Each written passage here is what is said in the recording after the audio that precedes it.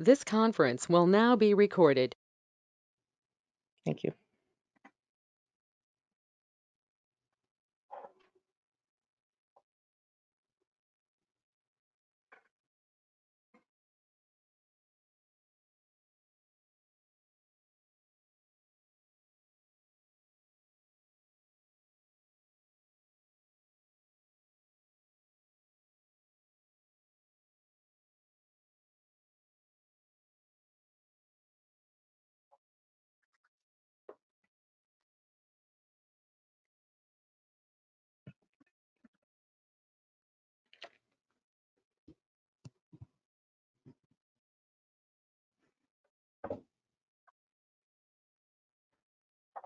Hi, Louis. Hi, how's everyone? Good. Very good. And Brian, just so you're reminded, it will just be the three of you. Lewis, Matt is here, and you. And our first presenter is James Martin. He's here too. So we'll be ready to start at 6:30. Sounds good. We'll just wait till 6:30. Thank you. Hey everyone, Hi, Julie. Hi, Julie. happy Wednesday. I'm not used to seeing you all on a Wednesday. Wednesday faces on. I'm not used to making myself available for this meeting on a Wednesday. It's only once a year.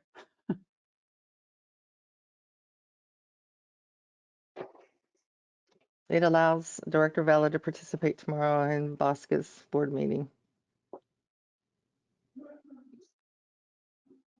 That's tomorrow, right? Correct. And Yes. you're gonna be there, right? I will be presenting on behalf of the water managers. I'm the first report. Cool. I guess maybe after the new manager for SFPC, I guess he's going to go before me. Yeah, it only took about a couple of years. Right? I know. You weren't the only one apparently, so. Oh, good, good, good. All right. Otherwise, I might take all the credit, which I shouldn't. So. You started it anyway, right? So I have 6:30. Why don't we go ahead and get started, please? Great, thanks. Okay. This is the regular meeting of the Board of Directors of the Mid-Peninsula Water District. President Schmidt, Here.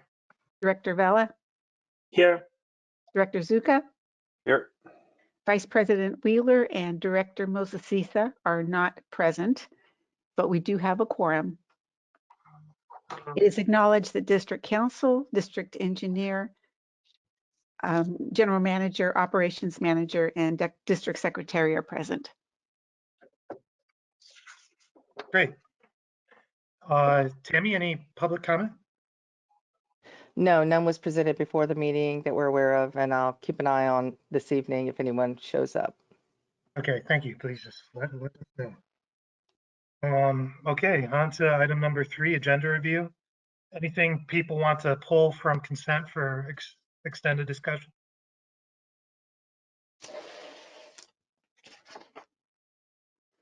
Okay, let's go on then.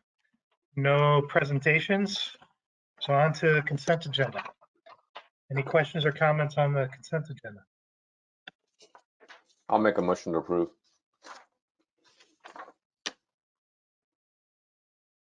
I will, Louis, you want a second? Thank you. Yeah, I'll second. I had my mic off and it took a while. I think it's a slow mic. Anyway, I'll second. Sounds good. Can we have a roll call, please? Yes. Director Zuka, Yes. Director Vela, Yes. President Schmidt. Yes. All right. That looks good. No hearings and appeals, so we're on to item 7A, the financial audit report. Okay, yeah. Okay, this one's Candy. And if you'd like, I could share my screen, then I could move through those items. However you want to proceed, Candy, should I turn it over to Mr. Marta? Oh, well, I was going to introduce. Okay, thank you. So tonight we have James Marta of James Marta and Company LLP, who will present the audit report. We previously discussed this with the Finance Committee on August 4th, and it's always a privilege to work with this team.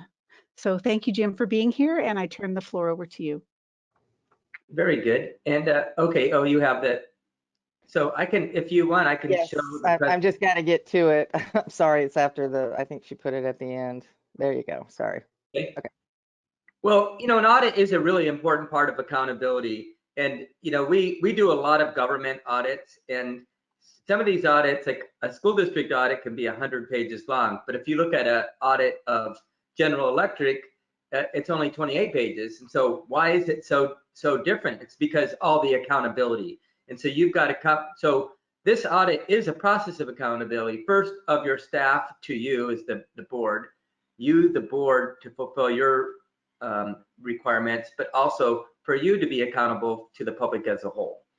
And so the report has a lot more disclosures than you would see in, for instance, a commercial entity, because of all that accountability. You have details on your debt, on your revenue, on your pensions, a lot of information in there. And so an audit is not just the opinion, but it's also the financial report. So if we go over to the next page, so the audit opinion is an unmodified opinion. And so that's auditors speak of, okay, you did a good job, but we can't say you did a good job to say, we've not modified the financials. What that means, it's a good attestation, and that's what we're doing. We're attesting to the financials that is prepared by your management team. And it means that when you get an unmodified opinion, it means that you're getting good, reliable information as a board. And so that opinion, we're not modifying, saying, well, we're not going to give an opinion on a piece. This, after the opinion on pages 3 through 7 is management's discussion and analysis. And that's a good place for you to get a better understanding of what happened during the year. It's not as structured as the footnotes, and you should understand whether the financial position improved or deteriorated and the principal reasons why. And financial statements for your entity can go up and down because you could have financing that you get in one period, but you spend in a different period. And so it might look like you're losing money or you're making money, but it's really a differential about when you actually get the financing and when you spend it on projects over time. And then we'll talk about it later, but we do have a report on internal control and compliance, and that's on page 37. And your report is actually prepared under government auditing standards, and even nonprofits can be under that. And so entities who get government funding would be prepared under those standards. It's how we conduct the audit, how we have to document in our work papers is a higher standard, and it follows the government auditing standards. We'll move to the next page. So the financial results, operating revenues are down by 596,000, 4%. Non-operating revenues are up about $1.5 million, and that's most of that is being driven by the sale of a building. And then expenses are up about 649,000. Professional, but of that 649, 377,000 was related to fees related to the sale of that building. So that building has caused some revenue and some expense fluctuations. The net increase in net position is $3.7 million compared to 3.4 in the prior year. And your ending net position is 31.4 million. Now, net position is really how much do your assets exceed your liabilities. It doesn't mean that you have $31 million of spendable dollars, because that most of that $31 million is made up of capital assets. It's infrastructure. Your entity is just mostly infrastructure, and so most of the net position is made up of that. Next slide. So here's a chart, and so it's kind of graphically showing your net position. So we have the numbers in the report, but I like to look at numbers over time. And so look where you see the changes, and you see this changes in the assets growing and the liabilities, and the net position. So the net position is strengthening, but that net position is strengthened because you added more infrastructure assets, but you brought in debt. So look from 2016 to 2017 as you brought in more debt, but that debt wasn't just debt, you got assets for it. And so you can see how the blue line has increased. The increase in the blue line is roughly equivalent to that debt. So that's what you got for the debt. You got infrastructure. So I like this because it helps you graphically kind of understand what happened over time. Now you'll see that the liabilities would decrease because you have a payment plan and those get paid down. And some of the assets continue to increase because you're still investing in those. Okay, next slide. So this is the net position allocation. So it's showing, so of the net position, the unrestricted is really, that's what's generally available that's spendable. And the invested in capital assets, so of the 34 million or 31 million in net assets, the green line is the non-spendable, the amount that's really spent in infrastructure. And that blue line is the unrestricted portion. And so that unrestricted portion kind of rising because of the income, but also because of selling of getting debt, and that later on is going to be invested in capital assets. So as you see that blue line go down in the future, that green line will go up as you use those funds to continue with your projects that you have in place. Next slide. So this is the cap. So now we kind of drilling down into the capital assets. And so you can see how the capital assets have been increasing, that you do have accumulated depreciation, work in progress. So you have some projects going on, and then you have land. So land remains stable. So you can see how that component of that line has changed over time. Next slide.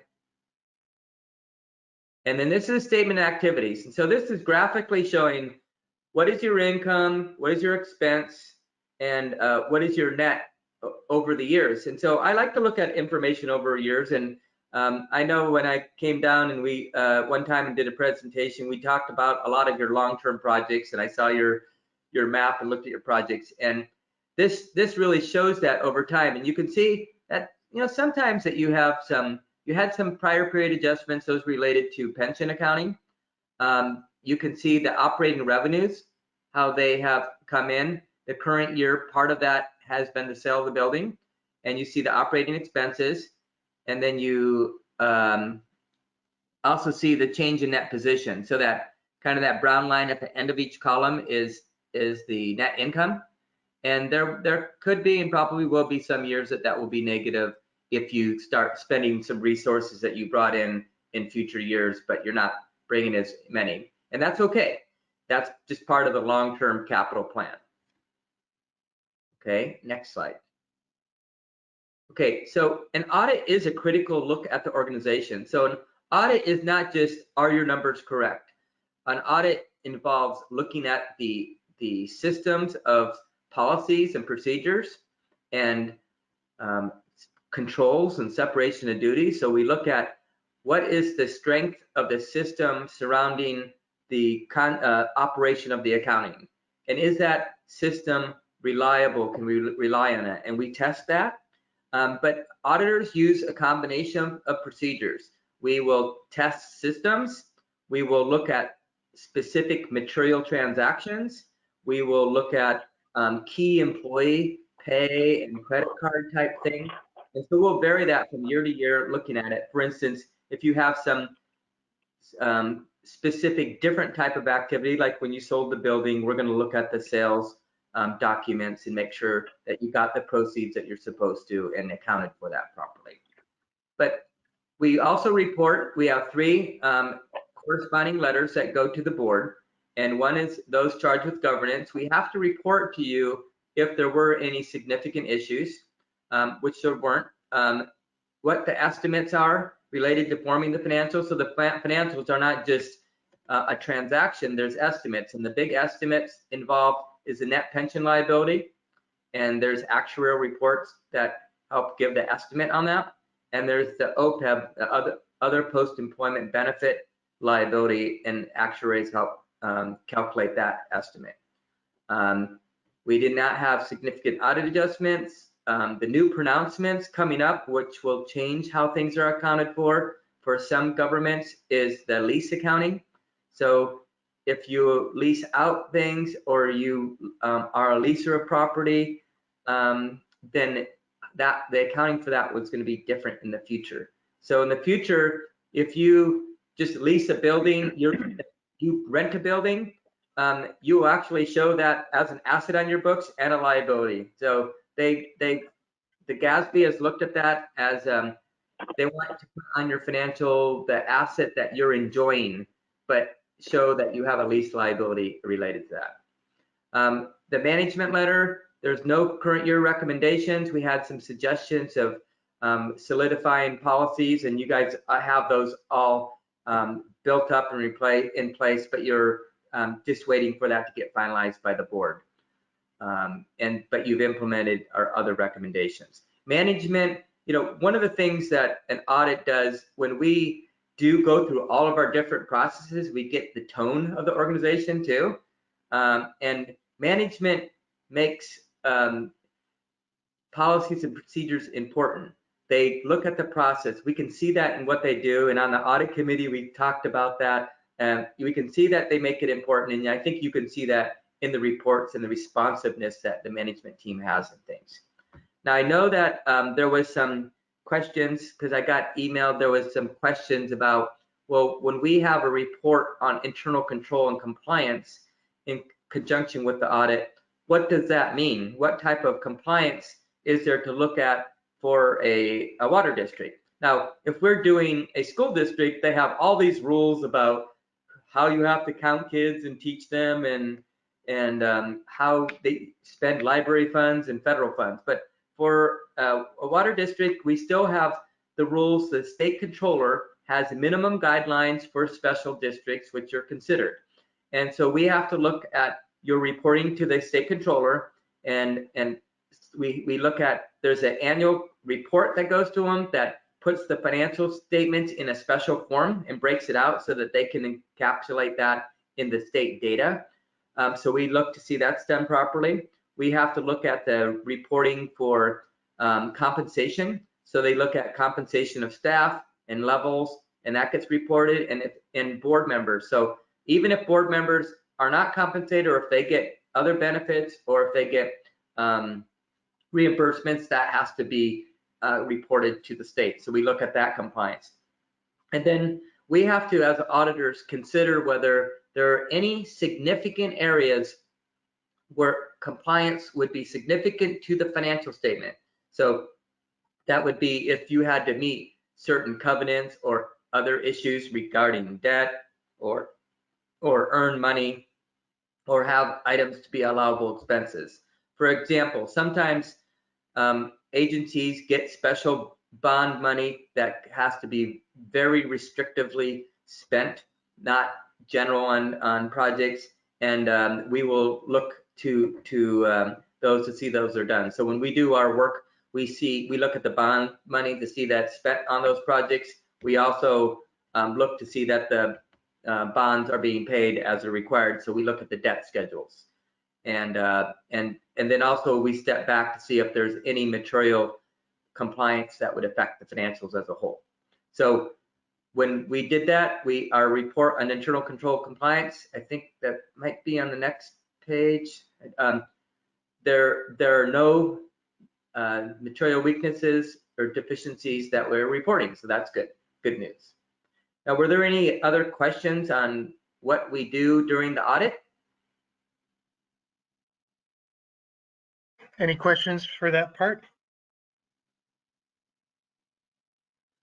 Okay. Louis, do you have a question?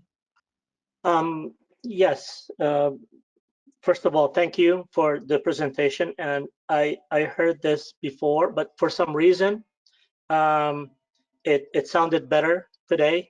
Maybe it's because my second time, or Mr. Marta, maybe because you had already a trial run with us, so you practiced already, and it made a little bit more sense. The only question that I wanted to add to what we discussed before was, when you look at you term them as the capital assets versus liability, right? and you have the net position.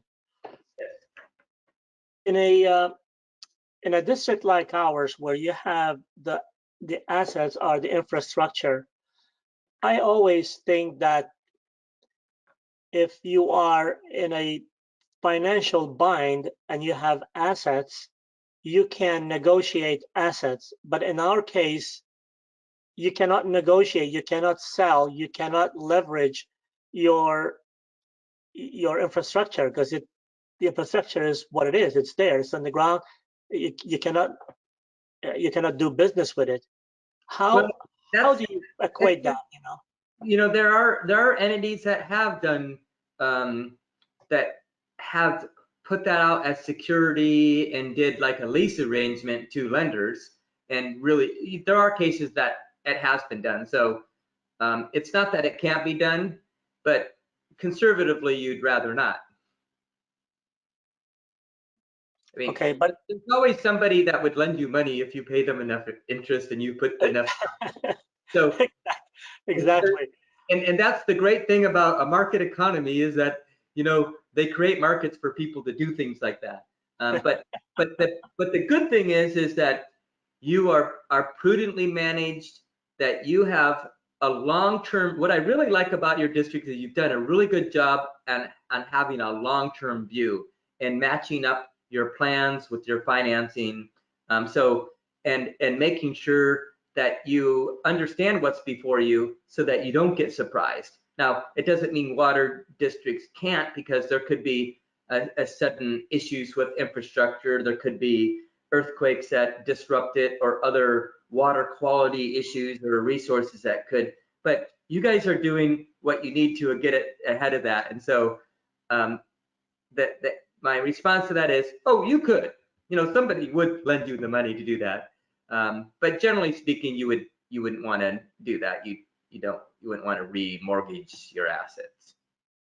Good, but from an audit standpoint, it is totally acceptable, totally proper to balance, the capital asset with the liabilities using the infrastructure.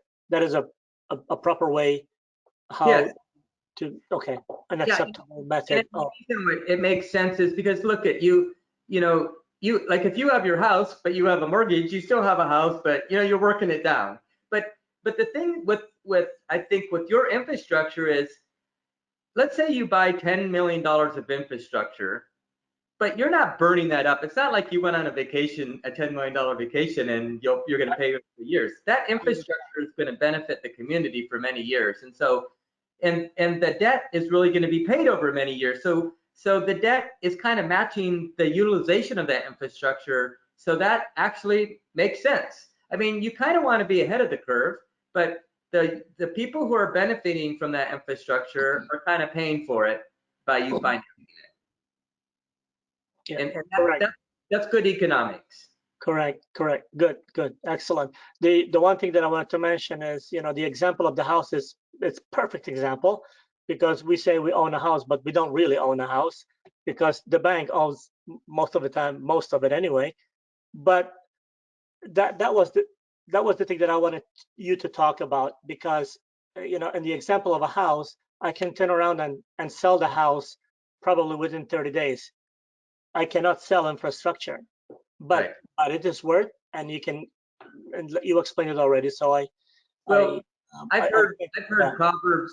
I've heard proverbs of people saying, those who plant these certain nut trees, they're planting it for their children. If you didn't care about if all you guys cared about is the next 5 or 10 years, you could do nothing and let it all deteriorate. But really what I like about your district a lot is you've done a good job on long-term planning.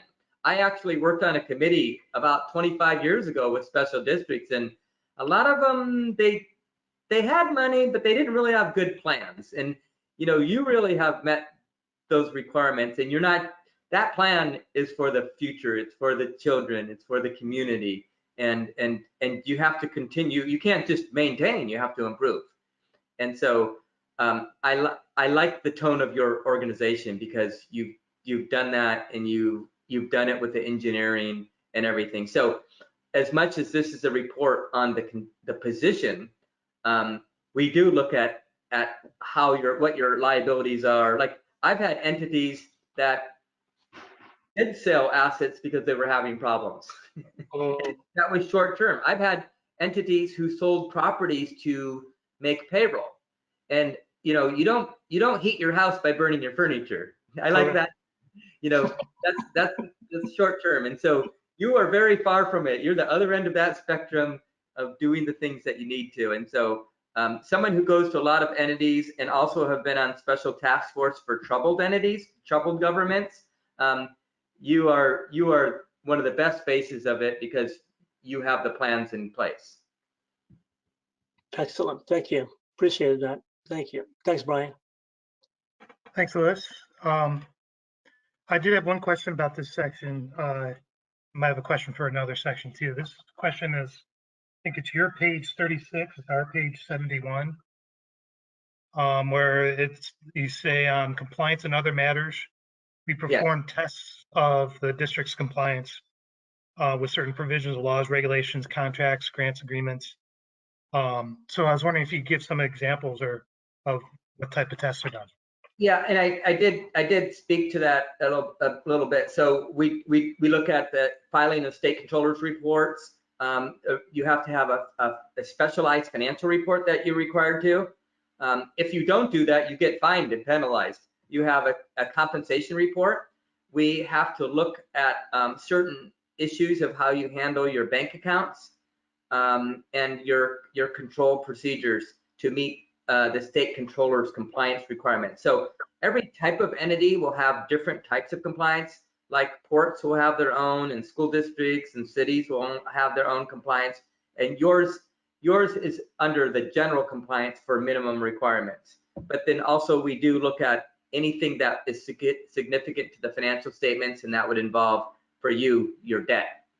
And so we see that it's being spent on the prescribed projects and the types of expenses that's allowable. So those are the things that we've looked at for you.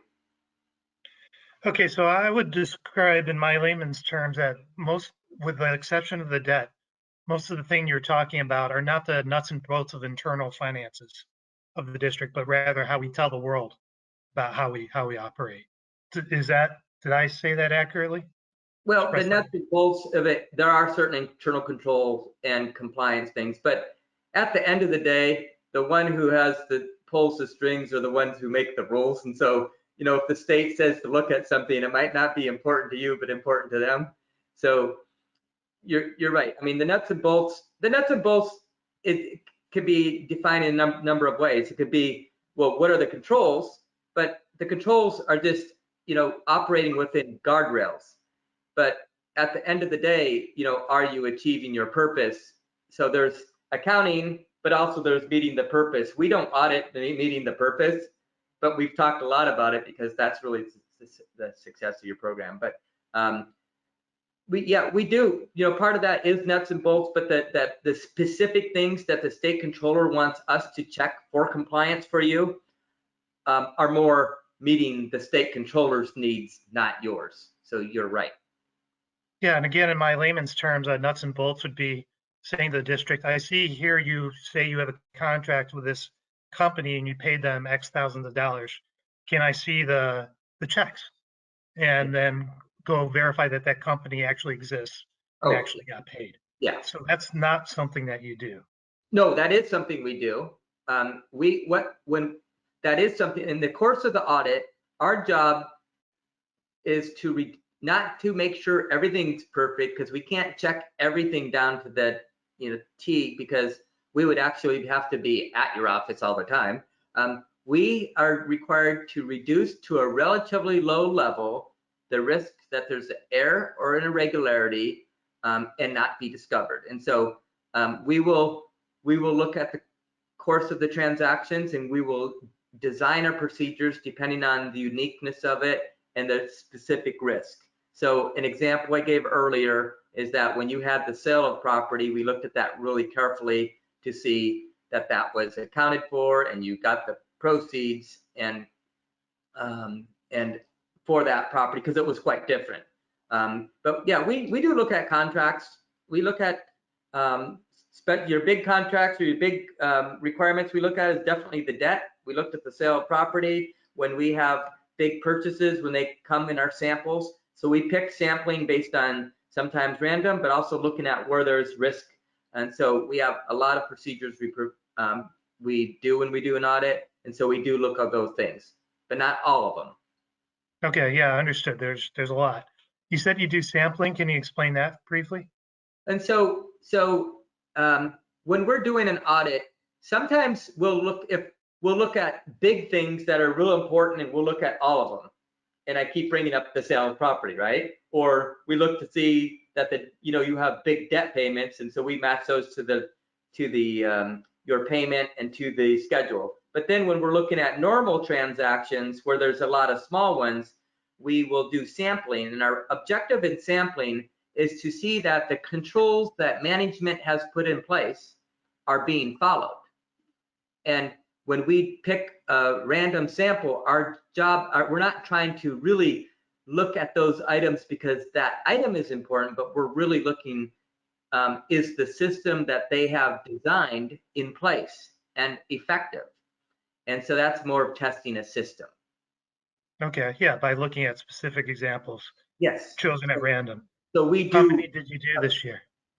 I would have to pull it. We pull different samples.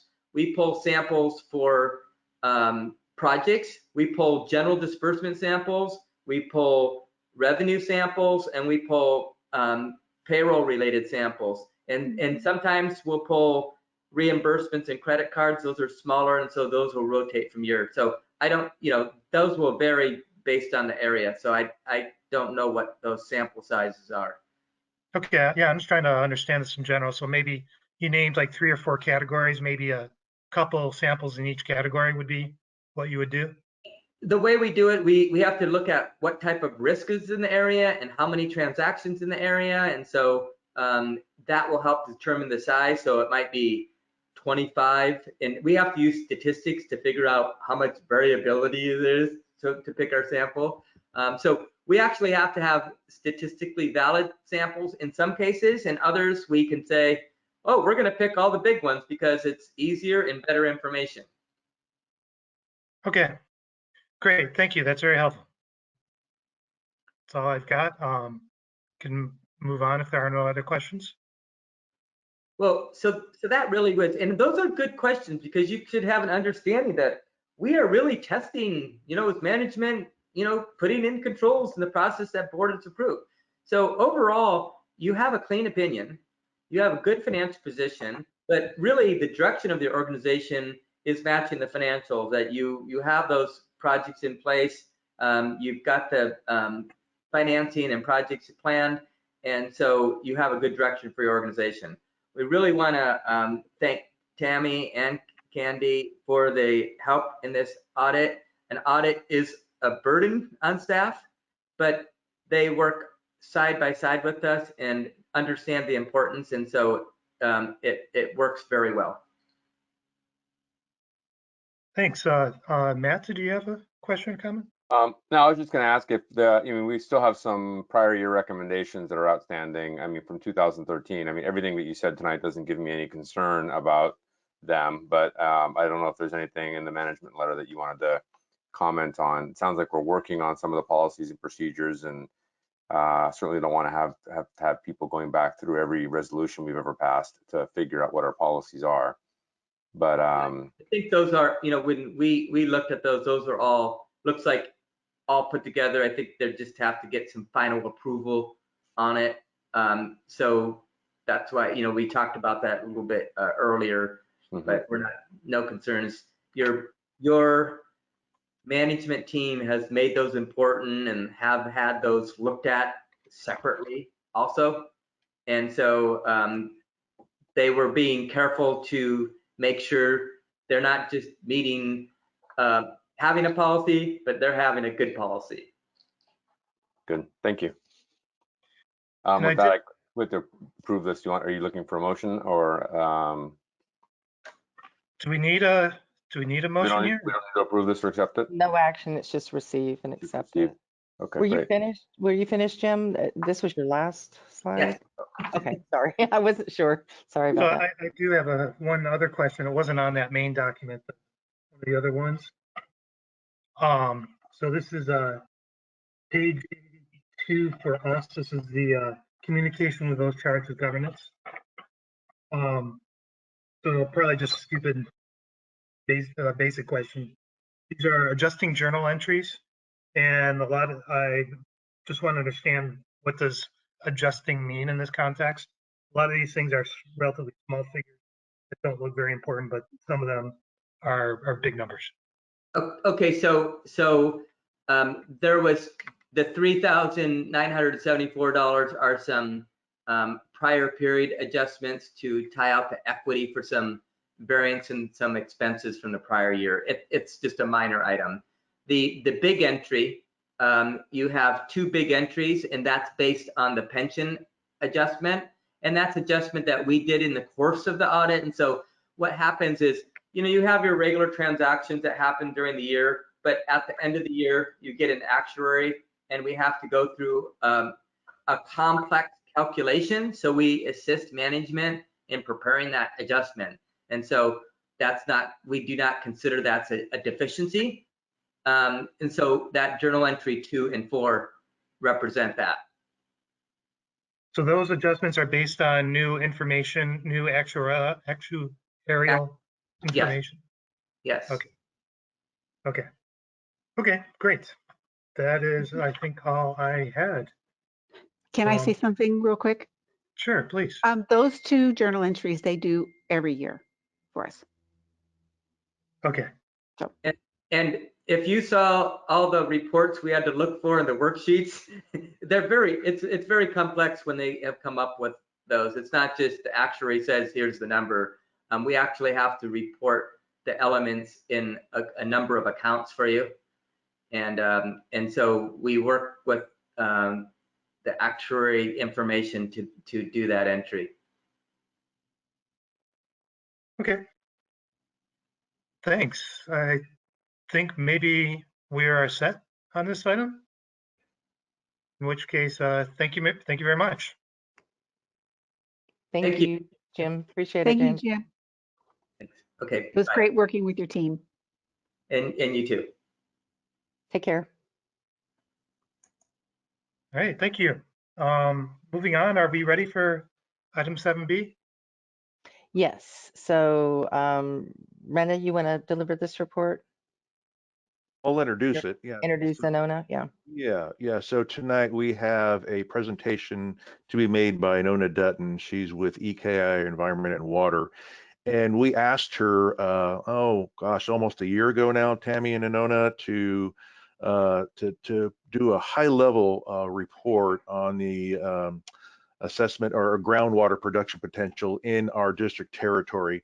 Part of it was, we were kind of sensing that if there was a drought, we wanted to make sure we had some other things that we might want to be looking at to augment our water supply. And then, of course, we get the San Francisco PUC letter in January as we're doing our urban water management report. We're saying, boy, we're glad we're kind of taking a look at this. And then also, Board President Schmidt had been talking about the neighboring community, Redwood City, some shallow groundwater use there, and we said, we just don't know enough about it. So the general manager and I asked Miss Dutton if she could take a look at it and if she had some information, and she did. And so she put together this report with her staff. We made the report available to the board last month so you could start taking a look at it. And so tonight she's going to provide you some more information. And what we're looking for from the board is, again, to receive the report and then see if it sparks any questions and any further work in terms of groundwater. Though I do want to point out that there is a potential for some grant funding that I think we're going to talk a little bit about, and we'd like to get the board's blessing, so to speak, so that we can move forward with a grant application to see if we can't get some funding in the realm of groundwater. So Anona, I'm going to turn it over to you. Great. Good evening, members of the board. Renee, are you going to just roll to this PowerPoint here, or do you want me to share my screen? It's either way. I'm the one that's rolling, so it's either way that's easier. Just tell me to Well, move to the next slide.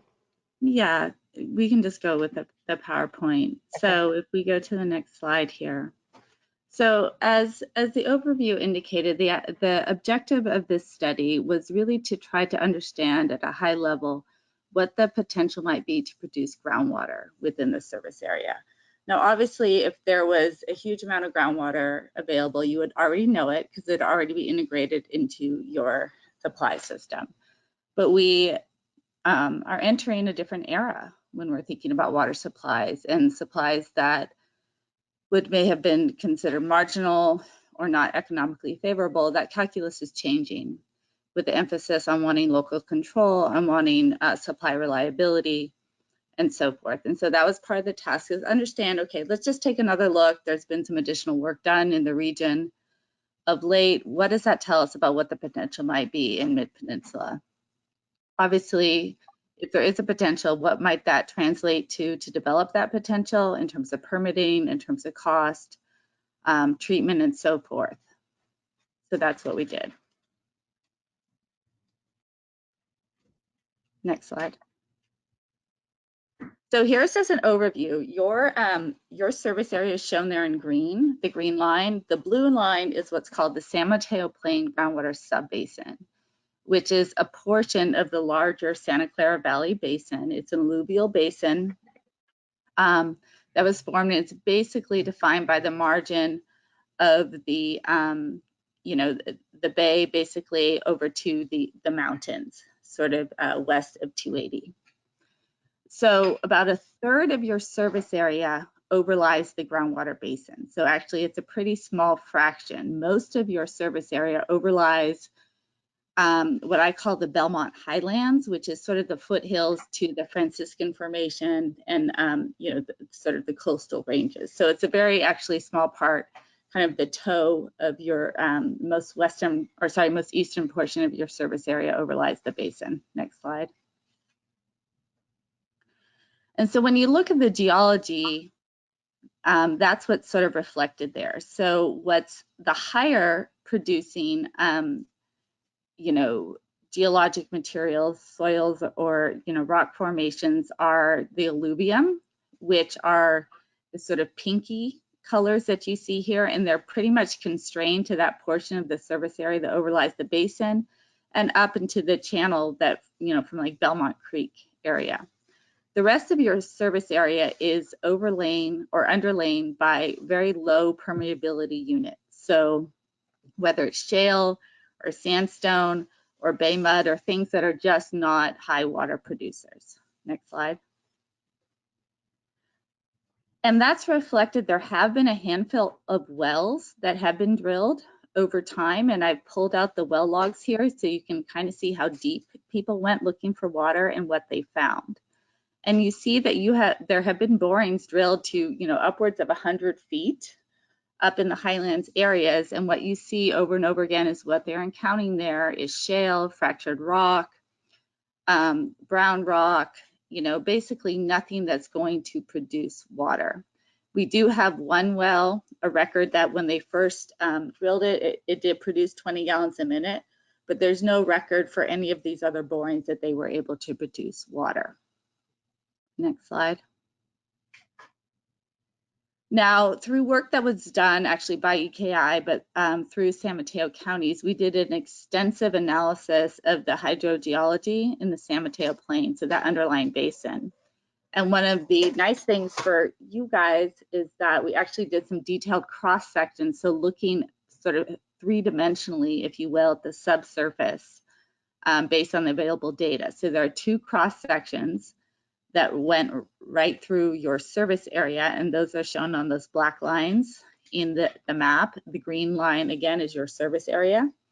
And so then I'm showing the cross section, AA prime, so from the north to the south through the basin, and I've demarcated there where your district lies. And what you can see is that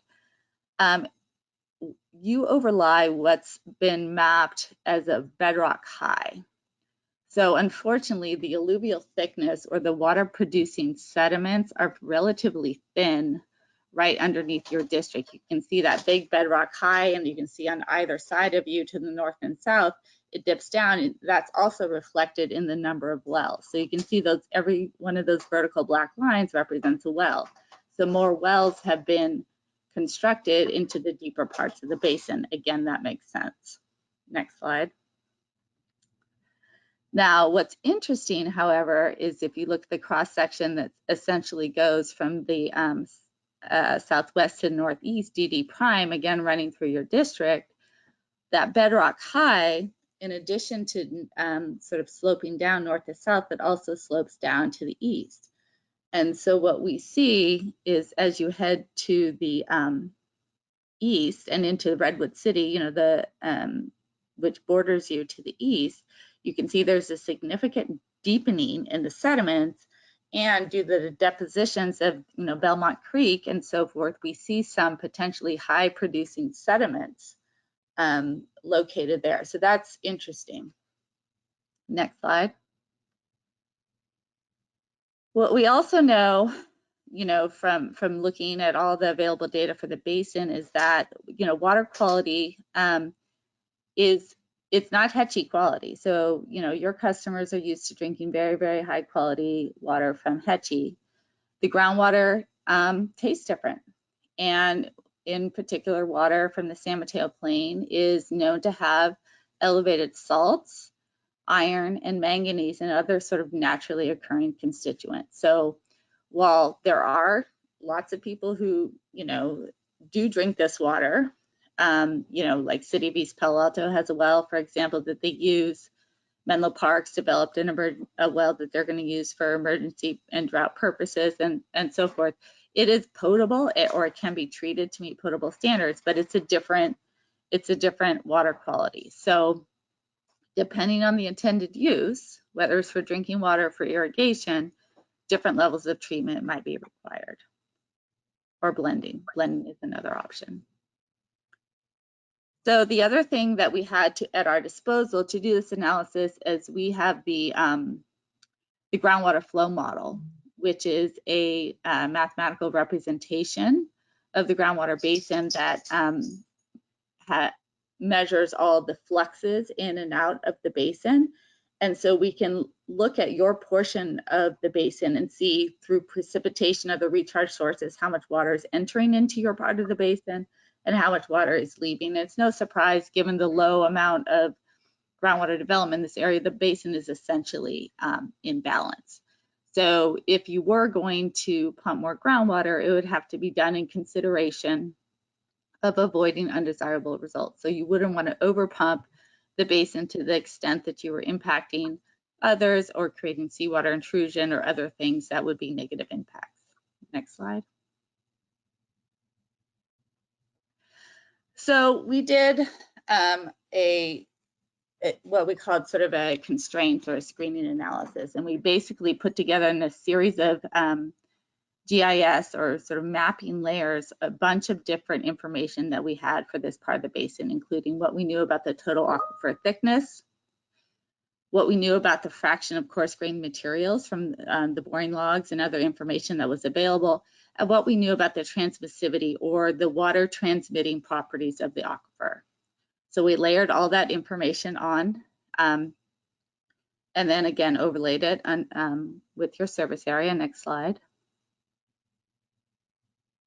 And then what we did is we excluded any areas where the depth to bedrock was less than 150 feet. If any areas that were within 1,000 feet of any existing wells, areas that were within 500 feet of any active geotracker or landfill or other sort of contaminated sites, and any sites that were within a mile of the current bay shoreline. So we looked at the areas of potential. We excluded all these areas based on these criteria. Next slide. And so essentially what you're left with is a very, very small part of your service area, but it's this little triangle-ish, or what is that shape? I'm not sure. Right where the Belmont Sports Complex is, near Oracle Park. So that is an area that has, you know, an aquifer that's more than 150 feet thick, and it's not sort of, you know, it's not near a contaminated site, other wells, so on and so forth. So this, if you were going to install a well, this looks like the highest probability area where you would have success in creating some sort of reasonably viable production. It also is nice in that it's, you know, one of the more relatively undeveloped areas of your district. Next slide. So, you know, we don't have, again, there's such limited data in your part of the basin, we don't have a sense of the well yield.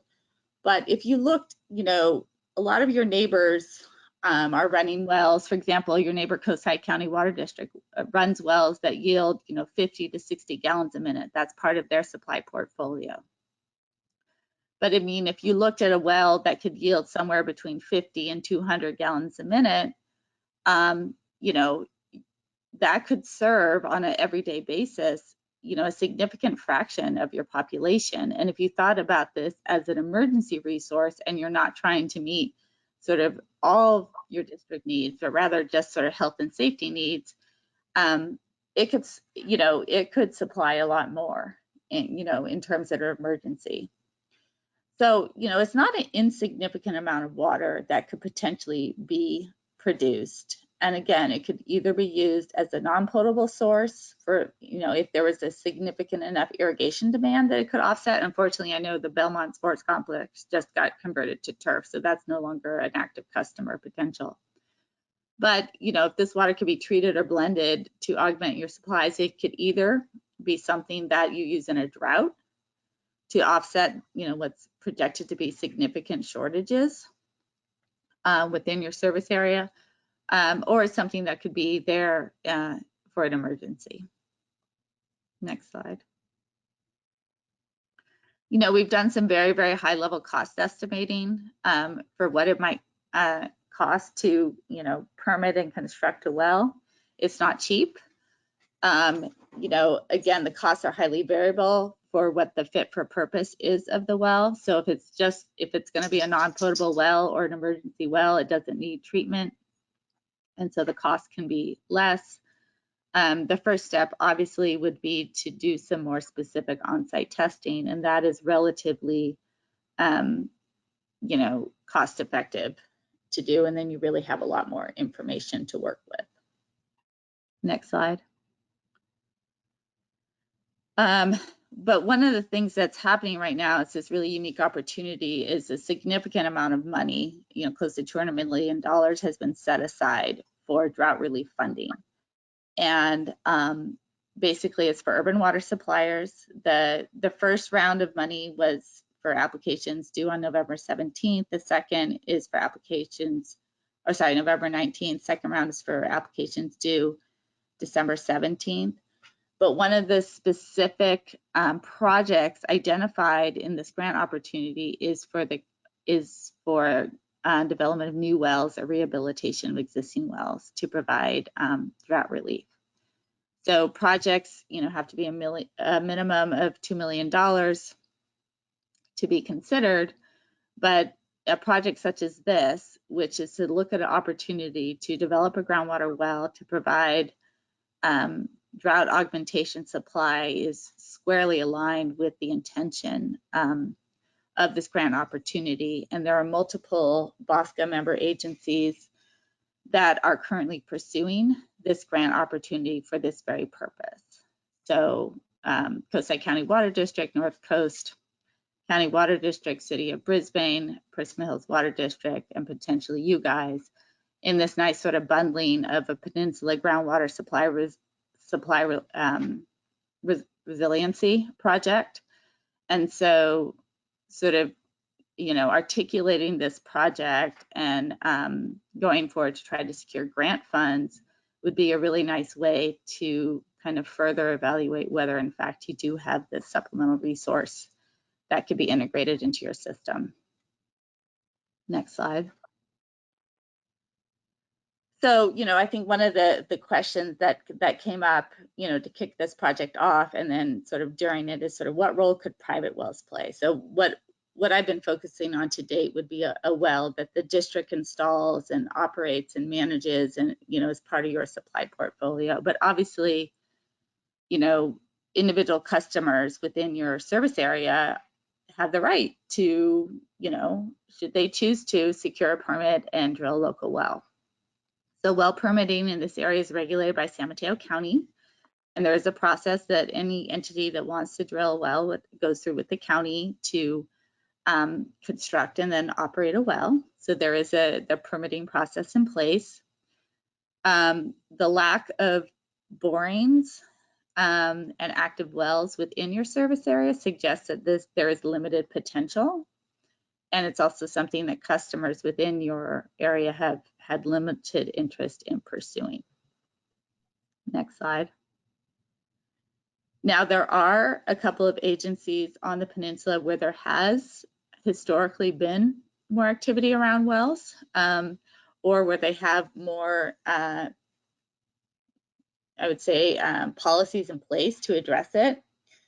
So town of Atherton is one, because during the 76 drought in particular, there was a lot of wells drilled, and then again in the 90s to irrigate those large estates. And so the town adopted ordinances that put additional requirements on well applicants. So, they need to get a permit, supplemental, from the town to install, and they have requirements in terms of backflow prevention and so forth. Redwood City also has a supplemental permitting process where they require anybody with a private well to register that they have a well, to confirm that they have the appropriate backflow assembly and so forth, that they're in compliance with the city's cross-connect control ordinance and so forth. And they do require annual backflow tests and test results recording filing fees for properties. So, these aren't so much to encourage the development of wells, but rather if people are developing wells, to make sure that the appropriate measures and safety protocols are in place so that the drinking water supplies are not impacted. Next slide. So, if there was interest in pursuing policies to either promote or manage the development of private wells within Mid-Peninsula, it could be done. I think that the geology suggests that there would be limited opportunity and benefit potentially from that. Because these are likely to be shallow wells, there is more of a risk that these wells could encounter contamination. And so, if there's not much potential up in the highlands to do it, and you're thinking, oh, it might be for wells that are down in the flatlands or whatever, again, that's where there's more commercial activity, and so there's more risk for contamination. So that's just something to be aware of there. And then, should you choose to encourage that or whatever, you may also want to consider what Redwood City or others have done, which is to put more formal policies in terms of backflow prevention and annual, check-ins and so on and so forth. So it would be a significant additional work for staff to kind of develop, implement, and enforce such a program. And at the end of the day, you guys sell water, and this would be water that people wouldn't be paying for, that would offset your revenues. So just something to consider when you're thinking about adding to your workload. Next slide. So to sum it all up, I would say, given where we are right now with the state of water supply and the interest that not just you, but others on the peninsula have in terms of understanding what the potential resource is, it does look like there is a small portion of your service area that basically provides an access to the resource. So, should funds be available and interest be there, I think there is a potential opportunity. I think that this funding opportunity, again, sort of aligns nicely with this opportunity to potentially make it pretty cost-effective investigation. I sort of say, on encouraging small domestic wells, I think that's a policy call. I just don't know that that's going to move the needle that much for you in terms of building in the supply resiliency that you might be looking for. Of course, I'm going to caveat all that with my limitation slide and say, you are in kind of one of the more unexplored portions of a very unexplored basin. And so at the end of the day, it's going to come down to, if we put a hole in the ground out there by the sports complex, what in fact do we find? What water quality, do we in fact encounter, and so forth. So the data are limited, but I think there is a reasonable potential. And obviously, when I wrote this report, I wasn't expecting there to be 6% inflation this year and zero steel to be had. So, pricing is subject to the volatility of the market and would have to be considered at the appropriate time. So with that, I'm happy to take any questions and look forward to the discussion. Thanks, Sunona. Trying to figure out how to proceed. I think you touched on grant possibilities. I think Rena was going to touch on those as well. I had a little bit of information I'd like to add to this that I thought might be helpful. Maybe if the board will bear with me, I can add this and then we can throw it open to questions. Tammy, can you pull up that exactly, the PowerPoint, please? Yeah, hold on one second. Let me get it to start.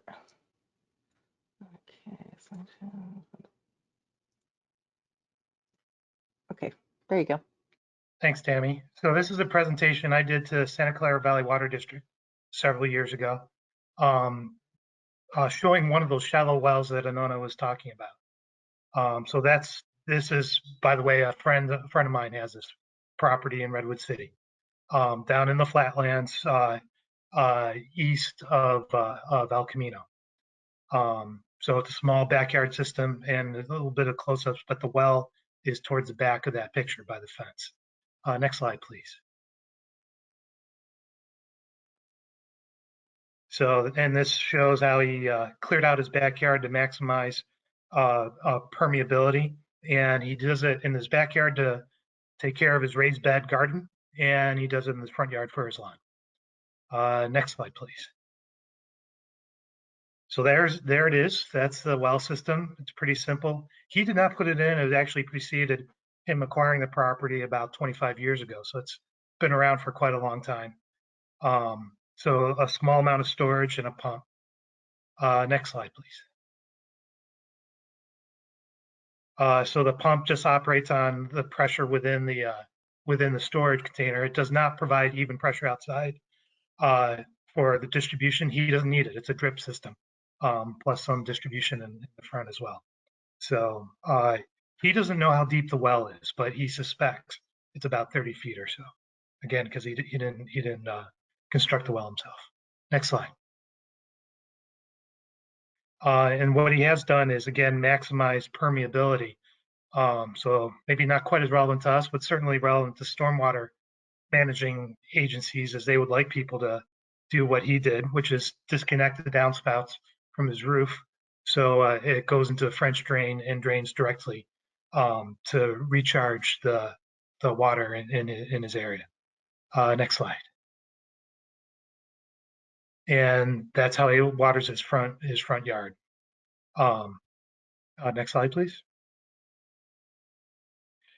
So this is a way to conserve a fair amount of water. He says his only use from the municipal system is indoors, using 1 to 2 units a month. I might be a little bit confused. He said, I think there's a permit cost and then there's an inspection cost. Permit cost $160 a year. This is old, so it might be more than that now. And then there's a plumber that comes out once a year to inspect the backflow device, which he told me recently costs $105.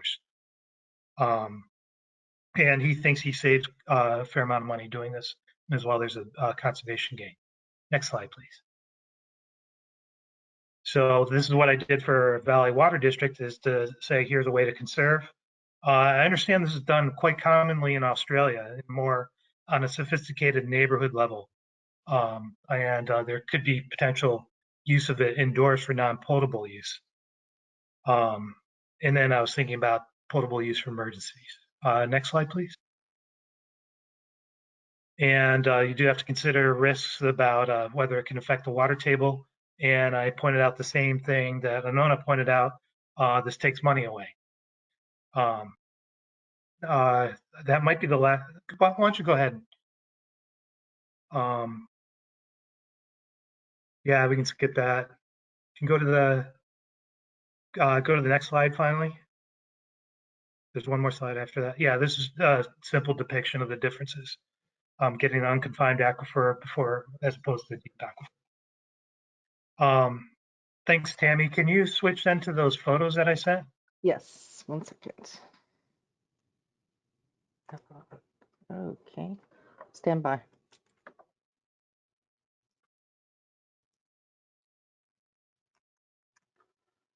Okay. By the way, I also did this presentation in Spanish. I wrote it once in Spanish. I can't find it anymore though. If you want it in Spanish, we can do that.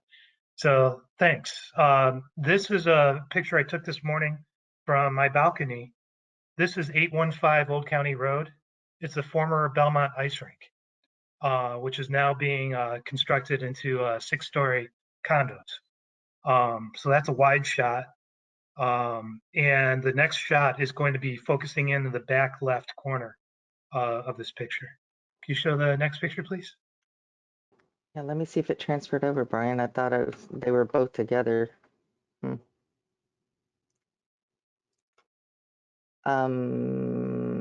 I guess the other one didn't transfer over. Let me do that while you're still speaking, okay? Okay, I'll explain what you're going to see in there. If you look at on the left side, you'll see it more clearly when you get the next photo, but they've been digging down quite a bit into this project. The deepest spots down there are about 20 feet deep, and they're hidden water. And you can barely see those white lines out there. I will defer to people know more than I do, but I think those are pumps and wells, and that they're pumping water out in order to do the construction there. So it seems to me that they're getting some production. They actually don't want production, and they're getting it. I did note that if looking at that photo. I'm wondering why the second photo isn't showing up. So you're just enlarging that other picture? No, I just did it again. Hold on. The second photo just isn't coming through for whatever reason. That's strange. I'm sorry, Brian. I'm gonna have to figure out where the You could try just enlarging that picture in that back corner. I think you might be able to see it anyway. Okay, so let's see here. Just scroll up slightly. Okay. Let me enlarge it. Which corner? Is it here? Down at the bottom? No, Let me zoom out real quick. Which corner? back left corner. Back left. Down here by the lights? It's in the sunlight. It's you're on the right corner. Go down to the left corner of the excavation. I'm looking at your, yeah. And let me zoom in and see if I can scroll over the picture here. To the left. Am I in the right direction or the wrong direction? No, you were in the right direction. Scroll up a little bit. All right. Huh. Really hard to, I think I can see looking at those things. I don't know if you can see those tubes extending out and to the right. Yeah, that's pretty good. Is that good right there? Yeah. Just slide over to the right. There you go. There we go. There you go. Okay, See those sorry. Yeah, so sorry. They're standing water. Those look like wells to me, although I am not an expert. And I think they're pumping it out. I don't know if that's temporary or permanent, but in other words, they got production. I'm wondering, if, by the way, if there aren't other constructions that either have been or will be constructed out here where they will be pumping water out, which might be a source of production that people are just going to be doing, and maybe something for us to look at. So that's what I wanted to show to you all. Thanks, Tammy. And I don't know, Rena, do you want to talk about the grant possibilities and then we could throw it open to discussion?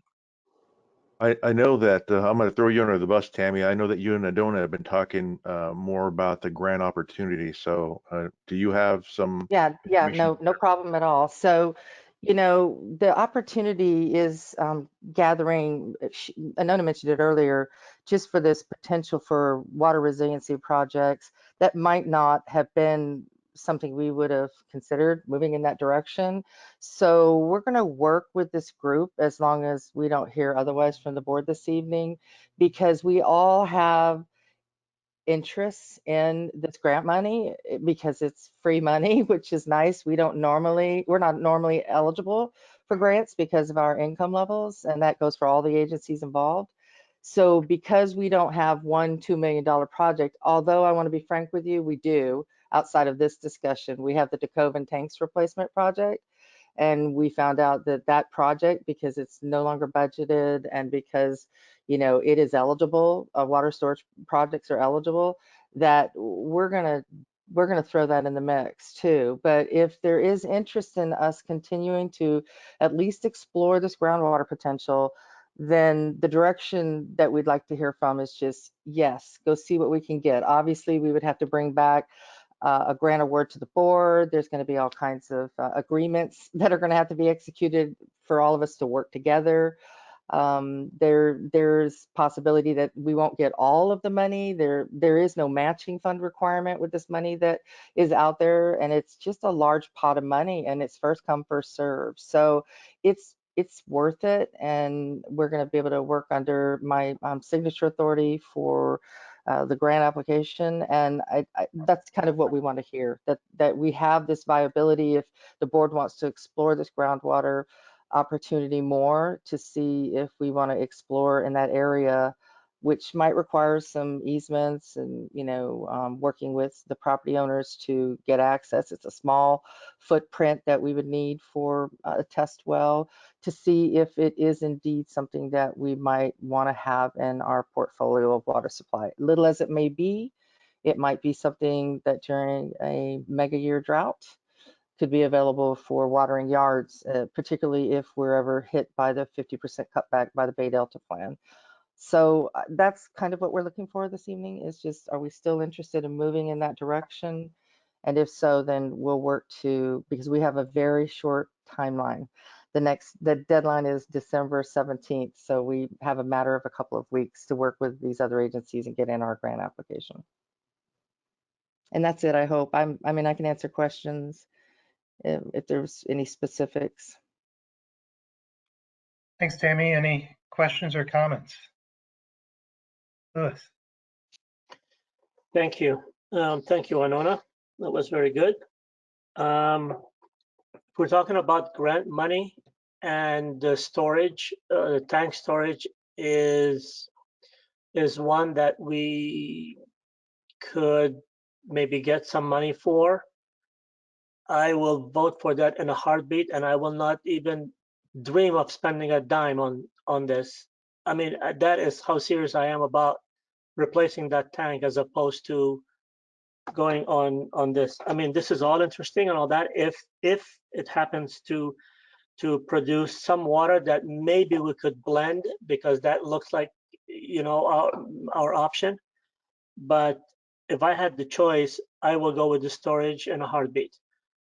That's my opinion.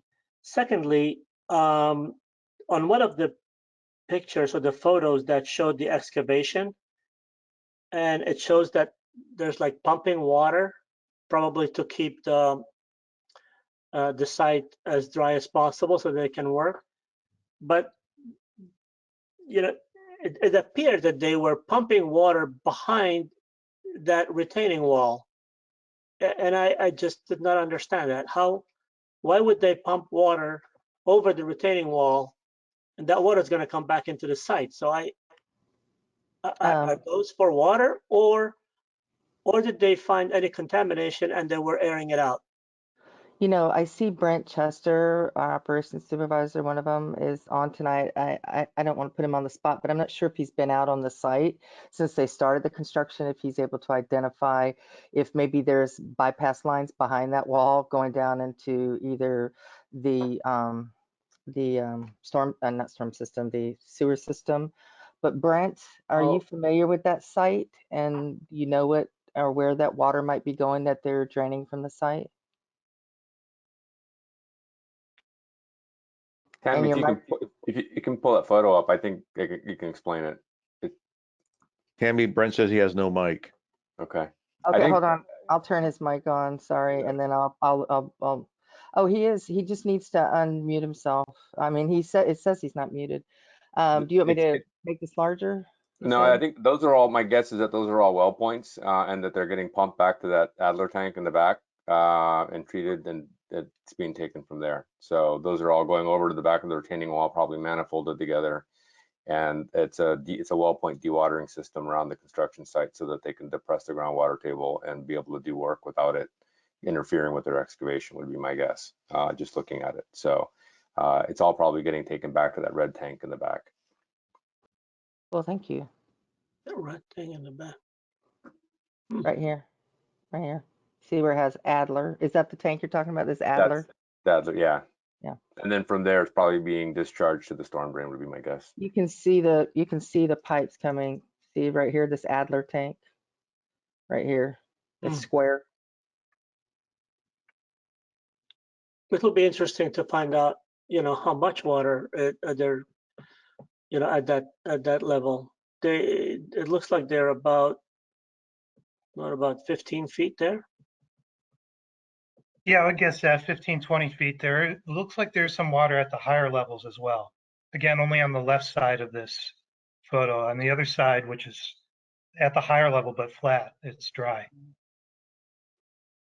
No, just for your orientation, and I am not the person to be giving directions. This is off of Old County Road. If you know where the skating rink is over there, the former skating rink in Belmont, just so that you have that orientation. Yeah, I know where it is. Thanks. Okay, cool.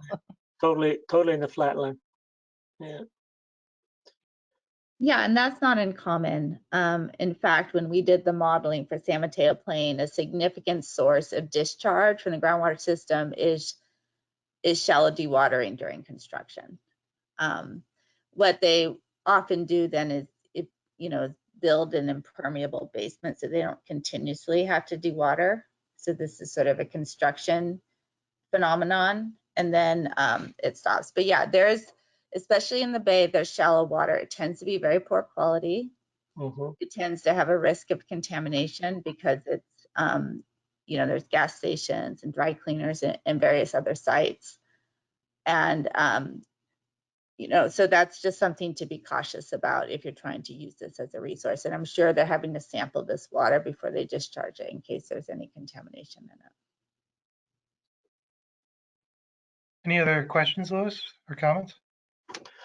No, because I mean here we're fairly close to the bay water, so even the water itself does not have enough distance to filter itself as it permeates through the ground, and then again we'll probably have some contamination there too. But yeah, I too I'm not surprised that they found some water at that level, but the quantities probably is not something that would produce a consistent water for a long period of time. It looks like, but anyway, I haven't done the the study there, so somebody else may be able to give us some better numbers. That's it. Thanks, Louis. Yeah. Question for you, Nona. On the shallow groundwater table, there was one of the slides, it was, I think, on your slide deck 8, where you had the shallow groundwater quality, and a lot of it looked like it had TDS greater than, certainly 1,000, some of it greater than 2,000. Can you sort of comment on the suitability of that shallow groundwater for purposes of irrigation.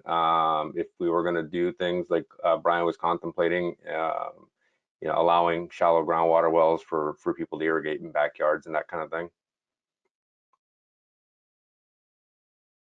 Well, I think that's higher than, you know, there certainly are plants that could be impacted by that. And I think that sometimes ends up being a challenge too when people use recycled water, is the TDS is just, it's elevated, and so sensitive plants in particular can be impacted. You know, I do think that, you know, from a, you know, from the district's perspective, you know, down in the deeper, you can see the water quality tends to be better. And that's because there's the bay mud sort of protects it from seawater intrusion. There's more permeable sediments and stuff. And so the deeper quality that you would tap into for a more centralized well production system would tend to be higher quality. So, you know, it's a trade-off. I think that one of the other challenges with small wells is there's not a requirement for water quality sampling. So that might, if you did do it, that might be something you want to put on your permit just to make sure that people aren't, you know, pumping water that, you know, could have not just high TDS, but it could have other things in it, and just to protect your customers. But again, that's not, you know, I have a property with a well, and it's not the easiest thing in the world to find someone to come out and sample your well and everything else. So, you know, it's, I think a homeowner who is committed to, you know, wanting to put in a well and manage it and maintain it, I think it's similar to like a gray water system, or, you know, some of these other systems, a rainwater barrel system. These systems, I think, have the potential to save a certain amount of water, but I think they take a committed individual that's going to do the installation and the maintenance and the upkeep and so forth to make it a long-term viable offset. That makes sense. And yeah, when we consider like properties changing hands and that kind of thing, then we have to worry about a non-committed individual potentially taking ownership of a property, or one that isn't as well educated and savvy to say operate and maintain and know what to do, because they're not as involved. So then we have a potential point of sale challenge as well. Okay, that was I think one question. And I actually, I just want to be clear tonight too, that we have 3 board members. And so we have to keep this conversation to groundwater policy, and pretty much policy only, because I might have to recuse myself if we start getting into any matters that talk about money. So then we would lose a quorum. I am a former employee of EKI, so I would have a potential recusal requirement. So policy only, and then I think the conversation so far on the grant is fine, but we pretty much towed the line on that front, I think. And if we had more board members, it wouldn't be an issue, but then the meeting ends if I have to recuse myself. So I think that was really, I was more interested in the, I think from a policy standpoint itself, I mean, I'm certainly willing to consider the 13% is certainly more than I thought would be potentially available. And you know, we do have Bay Delta and supply reliability considerations. So you know, from that overall, I think that would be worth considering. I do tend to agree with Lewis too, that if we had a choice between replacing the Coven tanks and the millions of dollars in a grant that might get versus some of this, you know, there might be some priorities if there was a choice there to be made. I don't know that I am still all that keen on this concept of private wells. I get the concept. I don't think the water quality is there. I don't know that the benefits there. I don't know that we want to be promoting people digging holes in the back of the yard for irrigation purposes, you know, and some of the risk that goes with it. I think it's going to be a really involved program. It's sort of high risk, little reward in my mind. And I think there are other things that we could probably be doing, like encouraging gray water use or rain barrels or things that are a lot safer than pumping. But that's from a policy perspective, kind of would be my preference. I'm not seeing a lot of upside potential to the district for even, you know, if we want to consider the limited water reduction. So, and I tend to believe anybody that was so motivated to put a well in their lawn, in their yard anyway, is probably not going to do it so that they can have green grass. So there's probably not going to be a lot of water demand offset there to begin with. But that's kind of my 2 cents worth on it. Is I think from a policy perspective, we should explore it, and just want to you know, comment accordingly. So that was all I had. Thanks, Matt. And I was not aware of this limitation on talking about money, which to my mind is where rubber hits the road on this issue. So I don't know, maybe probably going to need to talk about it at some point. Maybe we need to agendize that again for a different point in time. Let's see. For staff, are we looking at a potential of needing to prioritize between Decoven and this concept? No, not at this point. Nope. There's not a we will possibility bring- that submitting this might decrease the chance that we would get a grant for Decoven. No, that was a question I asked. No. Yeah, I think to be clear on the grant, the grant is explicit in that it will support wells. It will be a stretch to convince the grant that a storage tank provides drought relief. Okay, that's But interesting. they did say that, you know, we should maybe make this opportunity because we fit the parameters that DWR is requiring, meaning it's not a budgeted project. It's like, what the heck? Why don't we try? Yeah, Why don't we it's worth a try, but I would just say, you know, it's in this particular instance, you know, it's a little bit of a stretch. Can we go back to that slide that talks about the grant?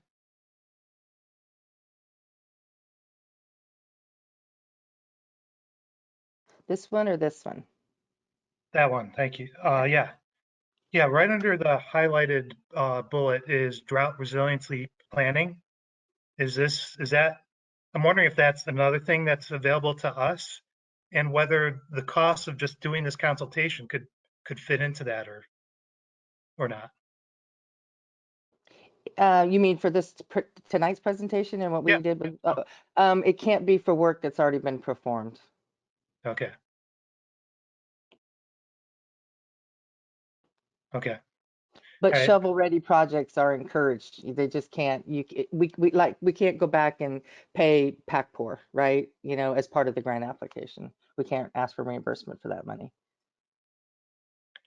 Okay. Can we go to slide 18?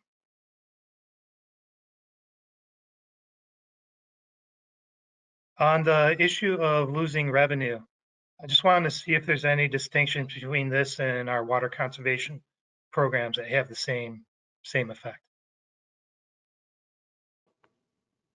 Oh, you mean like for the rain barrel program, the Lombigons, and where Yeah. we try to calculate with Lombigons? If there were, it just would depend on how many folks would drill wells and what their potential water use would be, and if they would further expand it beyond their outdoor irrigation. You know, the one thing that didn't get mentioned about someone drilling a well, unlike your friend who inherited it, which must be nice, right, is the cost of them drilling the well. It's significant. So, you know, that's the cost that hasn't been mentioned this evening as part of that. But it would be hard to, depending on what the customer was intending to use the water for and how they were going to use it, to determine what type of lost revenue there would be. But it's a fact, right? It's a fact that there would be some. Okay. Going back to the deep water well, would it possibly make more sense or be more cost efficient if we partnered with one of our neighboring agencies and put the well in their property instead and had some sharing agreement? Yeah, I mean, that's a great idea. That's something we explored to some degree in the document. Is, you know, look at some of your partners down south. I mean, Menlo Park just put in a well that produces 1,500 gallons a minute. East Palo Alto has one well in, another well planned, that's several hundred gallons a minute. So there are definitely, as you go farther south in the basin, there are more, the aquifer gets thicker, it's more productive. So, there is a potential that you could do that. But,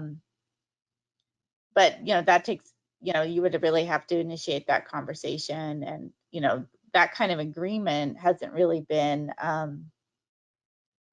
done yet. In a lot of things haven't been done yet in the Bay Area, right? We had the first ever transfers of ISG a couple of years ago, right? I mean, people are starting to look at more creative solutions to water supply now. So yeah, I mean, I think that that is certainly a potential. Redwood City is someone I think, as a near neighbor, would be an interesting entity to have a conversation with. But,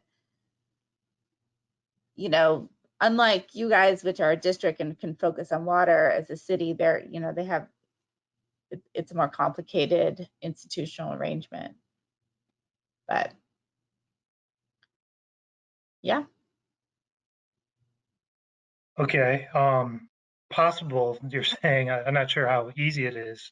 If we look ahead for this grant, would that be one of the things that's in the mix, or just don't know at this point? Well, that hasn't been firmly articulated by anyone yet as a desire. We did invite Redwood City, because Redwood City has also done a similar level investigation as you guys, in terms of looking at the groundwater potential. So they are interested in it. I think their primary focus right now is on recycled water and expanding their recycled water system.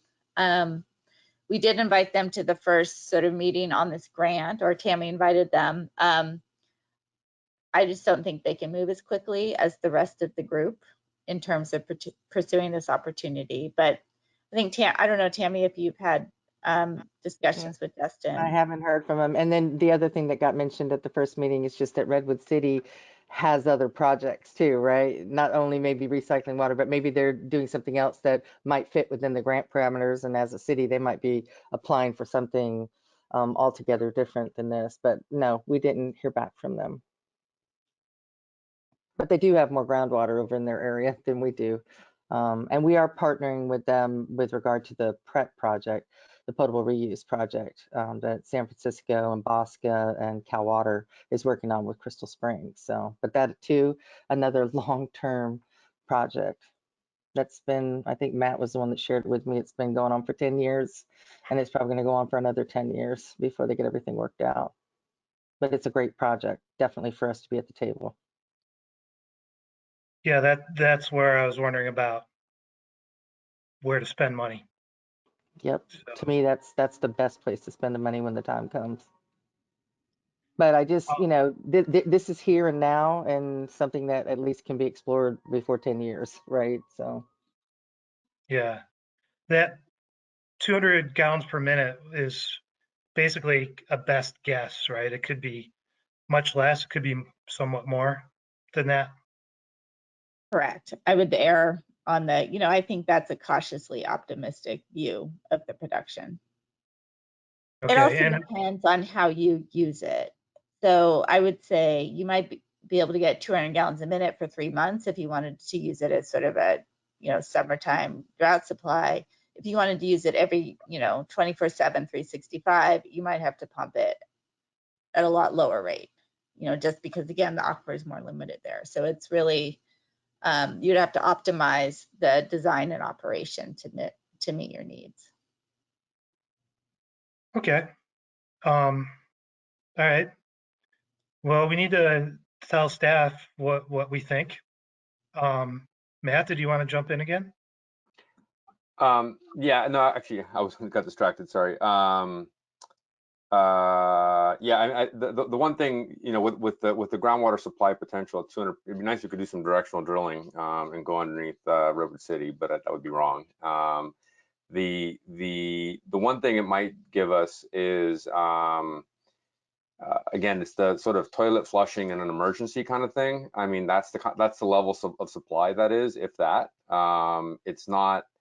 It might be keeping the pipes full kind of level of supply in an emergency too, if we had a big issue. But I don't know that we're looking for that kind of reliability. We've got a lot of infrastructure in San Francisco spent billions of dollars trying to harden their water supply system. You know, we've got Harry Tracy up the way, and we've got all the reservoirs, and there's a whole emergency response plan. So I think we have to be careful as we're considering this water. What do we actually want to use it for? Is it an emergency, like $4 million, $3 million to put that in, and it's an emergency supply, or is it a drought supply? They're two really different things. And where is the $4 million best served for the city in order to invest the money? You know, again, and what does $200 give us, or 200 GPM and $4 million give us for versus $4 million and the prep study, and contributing to that, and can we get water supply out of that during a drought?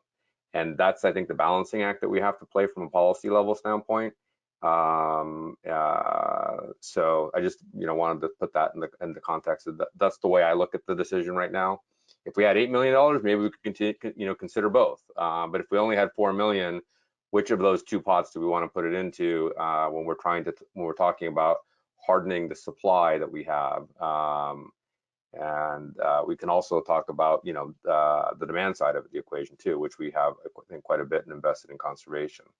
But that's why I think we've been pursuing the prep study, is because that's flow coming from a wastewater plant getting put back into the system in either direct or indirect fashion, and is now available for, you know, in the existing infrastructure that we have. We're not worried about, you know, treatment. We're not worried about other things as well. So there's a lot of sort of high level policy here that's going to have a lot of really tangible ramifications to the district depending on which way we decide to go. But I think that, again, the 13% is an interesting number, and certainly merits going after, you know, figuring out a way to find some free money to investigate and get more data. I don't have a problem with additional data collection by any stretch of the imagination to understand it better. So it sounds like, Matt, you're saying, yeah, pursue the grants. I'm saying I'm interested in additional data. That's the direction we're looking for, is that we just want to move forward and see what's next, you know, what could come out of the next study for presentation to the board. And we'll take care of the logistics of getting there. Well, Tammy, I'm a little confused. You're saying to come back to the board before you need more? No, I mean, if it seems to be that everyone wants us to just explore a little bit to bring back some more information, then we'll get there and bring back that information. And one of those ways is by applying for a grant. And then that way we can bring it back and say, okay, this could be doable, and here's what we could receive after we submit this grant application. Louis? A couple of things, but first, Tammy, I thought I heard you say that there is a deadline that you need to meet. Yes, exactly. That's why we're meeting with you guys tonight on this issue. If I got that direction, then we're going to hotspot get on it. Okay, so getting more data is not a direction. Well, we would explore the opportunity next to say, do we want to go after and find out if that site that's been identified is doable, and what are the statistics? And are you going to be on time then to meet the deadline? Yes, that's the reason why we have it tonight. We all agreed as a team that everybody's kind of talking to their individual governing bodies this week so that we can hit the deadline.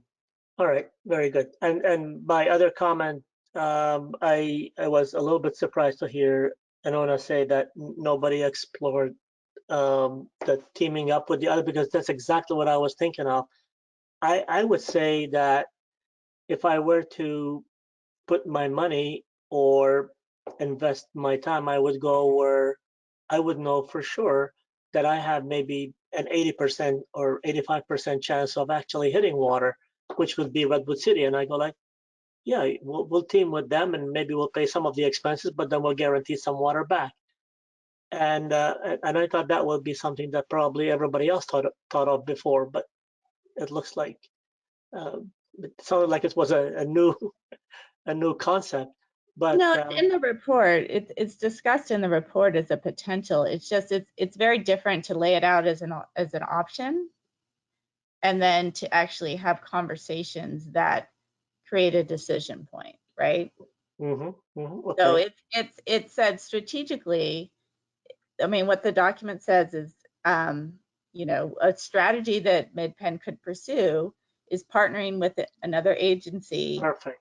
in a more Exactly. favorable portion of the basin to do, you know, to co-invest in a well, so on and so forth. So that's mentioned Exactly. as an alternative, but you know, there's no direction yet to do that, to actively pursue that as, you know, an alternative in lieu of this.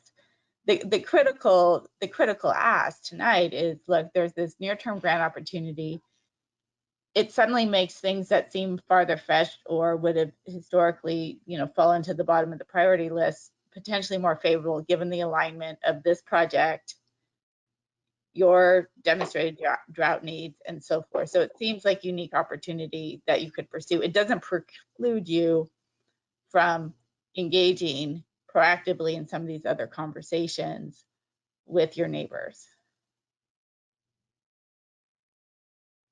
That's something that I would be intrigued in, you know, because you obviously always try to go for the low-hanging fruit. So the report that we have here, ours is going to be probably a very difficult and hard stretch to actually find the source, but others have a better chance. So that would be something that I would be interested in pursuing. Okay, it sounds like got direction to staff. Just go out and get some easy money, and then we'll figure out what happens afterwards. Yeah, and we'll reach out to, you know, see if there's any restrictions. I know I mentioned Menlo Park and Palo Alto, and I'll reach back out to Redwood City too and follow up and just say, hey, are there any other opportunities for us to partner, just so that they know we have that interest. I'll do that as well. Sounds good. Thanks, Tammy. Thanks, Anona. Very, very complete report. Very interesting. Thank you. Tammy, can you remind us how much it cost? I think we've spent, their contract was under 25,000, and gosh, correct me, I think we're at about 16, 17,000 for this report so far. Anona, does that sound right? I think maybe I think it's closer to 19 at this 19, point. that's right. We have 6,000 left. Okay. Yeah, which we won't don't keep you any longer then. I'm sorry? Yeah. We won't keep Anona any longer then. We'll stop back with that. No, I was thinking, the 6,000 will get us from the grant because it's not spent yet. That's exactly what we intend to do with it. Yes, thank Well, you. I just happen to know it's EKI standard practice not to charge for board meetings, so. Oh, well, we'll just chat in. Okay. Wow, no, what a nice way to say Yeah, thanks. it's been a long The time. No secret- longer the call. This is your There's freebie, Matt. That's what you're supposed no to say. This is secrets. your freebie. Where's the loyalty? Okay. Thank you, I Anona. think We'll be in touch. Thanks, Anona. Thank you, Anona. Take care. Tammy, we're good to go. Yes, thank you for that. It was a good discussion. Great. And let's see, John, do I see his smiling face? Thank you for being so patient. John is not on camera yet, so we'll let him join. So this is the report that John does every year, John Davidson. He is going to give the fiscal year end June 30th of 2021 progress report on the marketing and public relations and outreach activities. And you'll see the fun stuff that has happened even in light of the COVID pandemic. There was still a lot of work done. I put, just so that in case anybody asked about the fiscal impact, that, John is a contract, he's a consultant, and his services are approved, right? The board approved a contract in June of this year for $62,500 for his services for this fiscal year, and $17,500 are for his printing services. He has these amazing relationships with printers and publishers that make life way simpler for us as a staff when we're mailing things out to customers, and particularly when they're, the larger production pieces. So I shared that in case that question got asked. And then John was kind enough to prepare a presentation, which I always appreciate, so that he can bring everything together that we've done in this fiscal year. So John, if you're ready, you just let me know when you want me to change slides, okay? And welcome. All right. Okay. Can everyone hear me okay? Yes. Okay. Oh, I see a lot of nodding heads. Okay. All right. Well, good evening, everybody. It's always a pleasure, and I'm grateful for the opportunity to speak on behalf of the body of work that we do in regards to the MPWD's website, marketing, outreach, and other host of other activities that I'm often tapped to do. So for those of you familiar with my reports, I try to keep them really concise and to the point, trying to focus on different areas that are aligned not only with the strategic goals of MPWD, but also to address other things as they arise, whether they be water conservation efforts or trying to add more value to ratepayers or to address ratepayers' needs. So what's distinct about this year, and Tammy, if you can go to the first slide, is the impact of COVID-19. Obviously, it has changed the trajectory of a lot of our marketing efforts and other outreach programs, especially things like in-person activities like Earth Day and National Night Out and field trips and the such. We even had to put on hold the water awareness poster contest and the calendar, which is always kind of a big thing with the schools.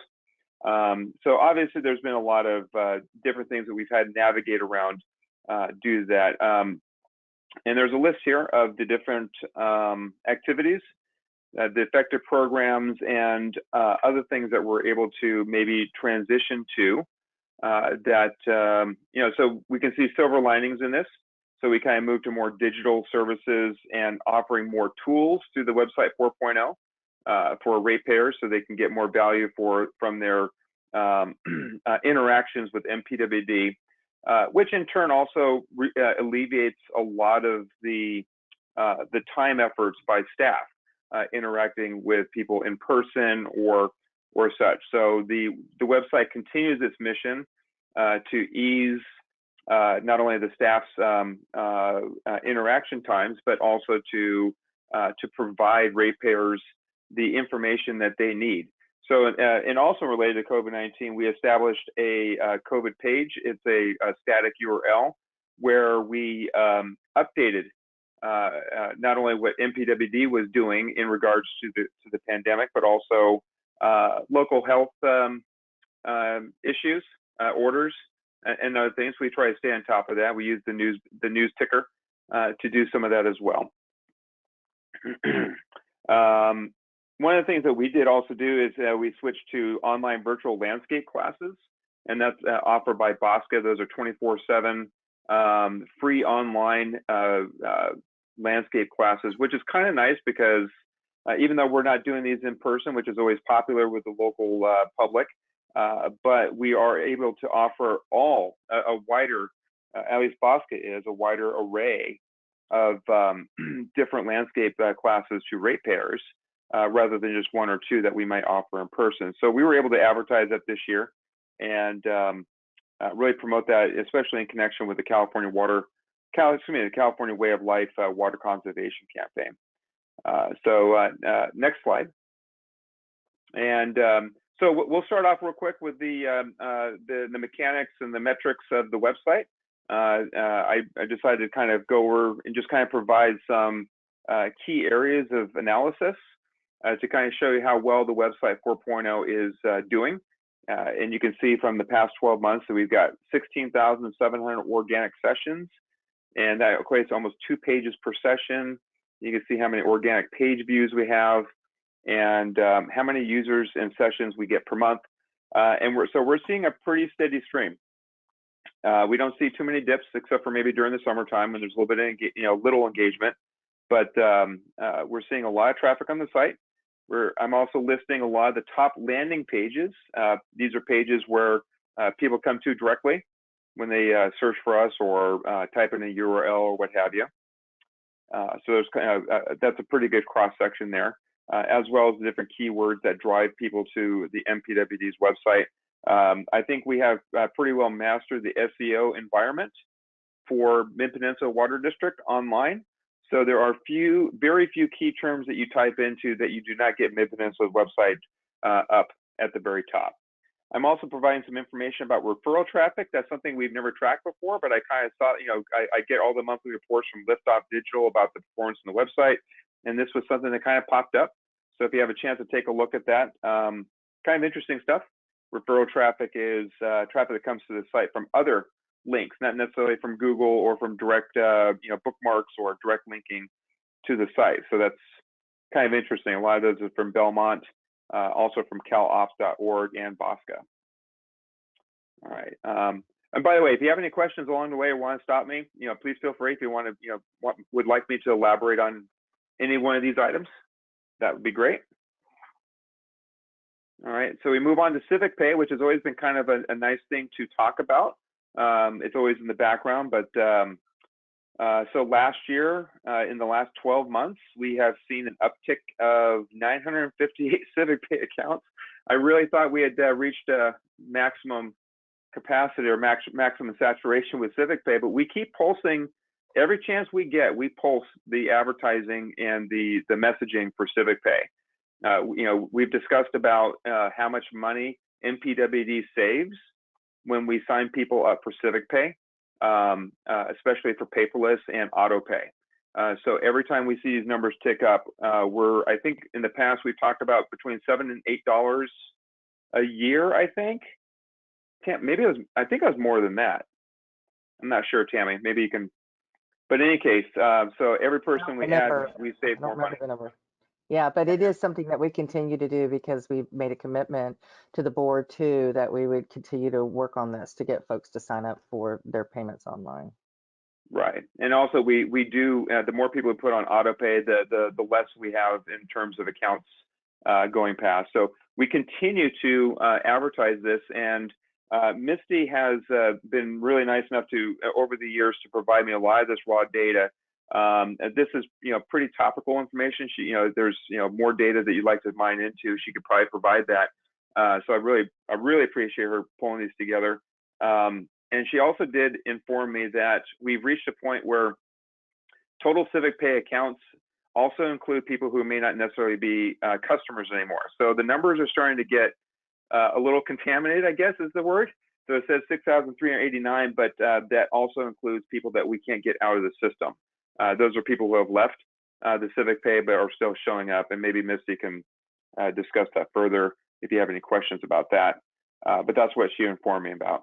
So in the lower right corner, I talk about the different vehicles that we use to promote civic pay. These are the same we've used from previous years, but this kind of gives you a forensic on that. All right, next slide. This one is of interest.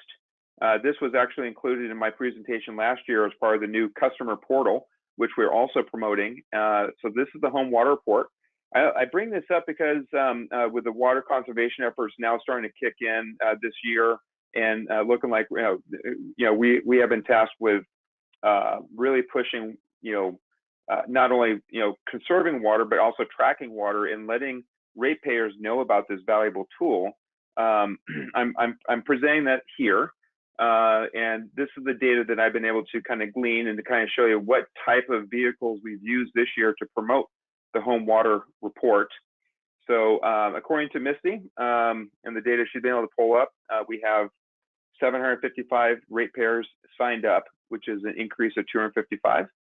And I am setting my own goal for doubling that by the end of next year. By the way, that's fiscal year 2022, not 20-2. And I have some goals set aside for that, some aggressive goals, and we're going to tie this into the California Way of Life campaign, which will continue into 2022. We're going to rebrand the home water report, so it's not so blah.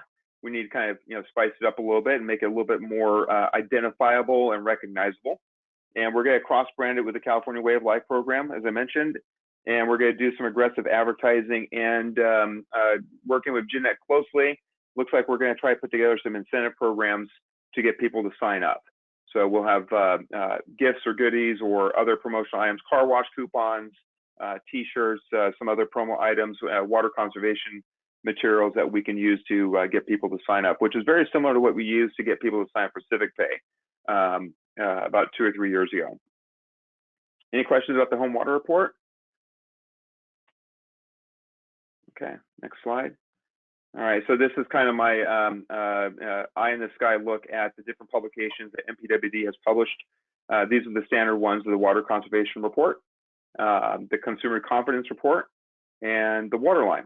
So you can see there's some consistency. I'm very cognizant of trying to carry on certain campaigns across different publications. In this case, you can see the California Way of Life brand that we have created uniquely for MPWD, and how that carries across the different vehicles that we use to communicate by mail with ratepayers. And this year's Waterline was a real doozy. We actually included a lot of information about the a really nice thick section about the capital improvement programs that we have underway. Okay, next slide. All right, I was also tasked, and this has very little to do with marketing, but Tammy asked me to work on a standard operating procedure manual, as well as some additional refreshes on the CMS training for the website. So this is a mechanism that we have put in place to offer MPW staff the ability to not only how to use the back end of the website, so they, so that way there's autonomy over the website by staff members, but what type of content to be looking for. This required a lot of plowing through the website and categorizing different sections of the website as to what area it belonged to, like water conservation or capital improvement program or human resources, and then indicating how often the information should be looked at, and how to access the information through the CMS training manual. So that was something that we did online, which is not ideal, but we did that with staff and offered these manuals to them. So that was a big project, and we completed that. I believe that was right around this time last year is when we completed that. Next slide. All right, so just a quick overview of the different marketing and other PR programs not related to the campaigns I'm going to discuss later. The National Night Out, we had obviously it's a small venue, but this is the first time that MPWD has actually been out in the public, as far as I know, in the last year and a half. And that was a good time to talk to people. I think Monique was there as well. I think Rena was there, a couple others, able to talk to people about the drought a little bit more. That was a good interaction point. We also had the zero rate increase promo card that we put out there. We've also been very good this year about using the area that we have on the bill statements for ads. So every month we're putting something out there that's unique and different. So we're able to put out information to the public that's necessary, or have a chance to really push water conservation messaging. We also have ratepayer surveys that we have been putting out there, especially for, we actually did one for DeKoven, where we actually asked for input as to the color of the exteriors that they liked. So we have this really nice little template that we've been using, year after year for for whether any of the WMRs that we're doing, whatever, that we get really good feedback. It seems like a lot of people use this when we mail it out to them. So it's a good interaction that we have with the ratepayers. So any questions thus far? Doing okay? Okay. All right. So so we'll end the second half. We'll enter the second half of this presentation discussing the larger campaigns. And we had some really, a lot of them really focused on the CIP projects, of course, ECR being the biggest one. And that one was cradle to the grave kind of project, working closely with Rena, Jubin, and Bonaventure, and other members of the staff, Michael, as well. So what we did is we started up with at the very beginning, a public information campaign. So we worked on a brochure you can see in the lower right corner and flyer that we sent out to all the business owners and residents along the ECR that were identified as being affected by the upcoming project. So we kind of provided them information, and then we followed up with setting up a system to allow for our staff and contractors to make contact point or to discuss with the business owners by online or in person. That was a different system that I put together to allow people to schedule that and to discuss the possible impact of ECR on their particular businesses.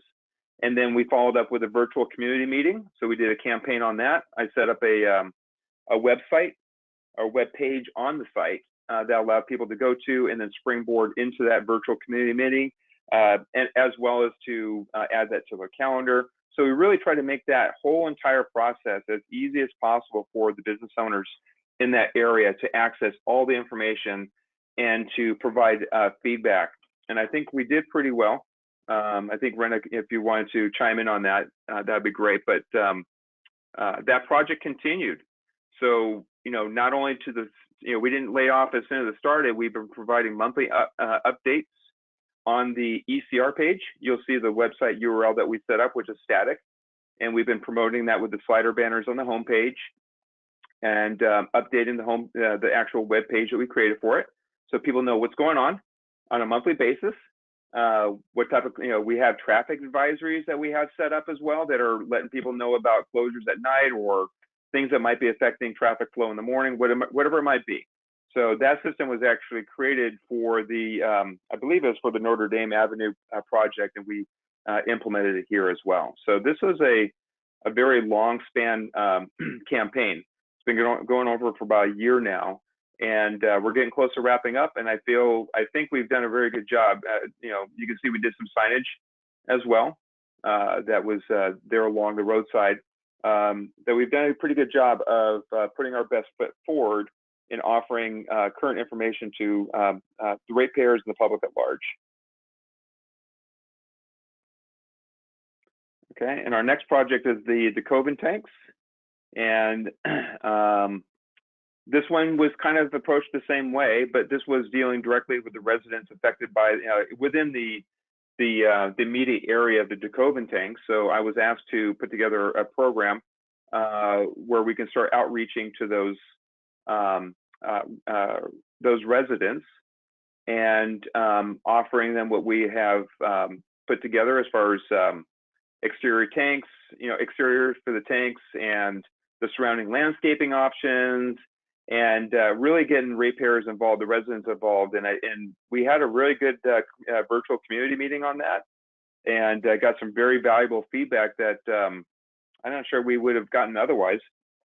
And this as well, we created a static URL at midpeninsulawater.org/decoven, where residents can go to on a continuous basis to get updates, download forms, or springboard into virtual community meetings if they were being held. And we also did that customer survey where we asked people for their input, saying, hey, which one do you like? Do you like the rust, the weathered exterior or the blue exterior? And we're able to also set those up where they were color coded, so we kind of knew which residents they were, or at least which section of that area, the neighborhood they came from. So it kind of allows us to kind of weight, provide some weight to their feedback.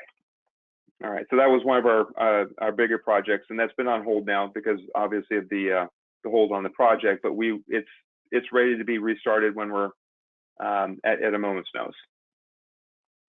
All right, and our next campaign was the 2020 UWMP project. So same thing here, very similar. We set up a page to inform ratepayers, public, government officials, whoever is interested, to access everything that we have to offer in regards to the UWMP and WSCP adoption, the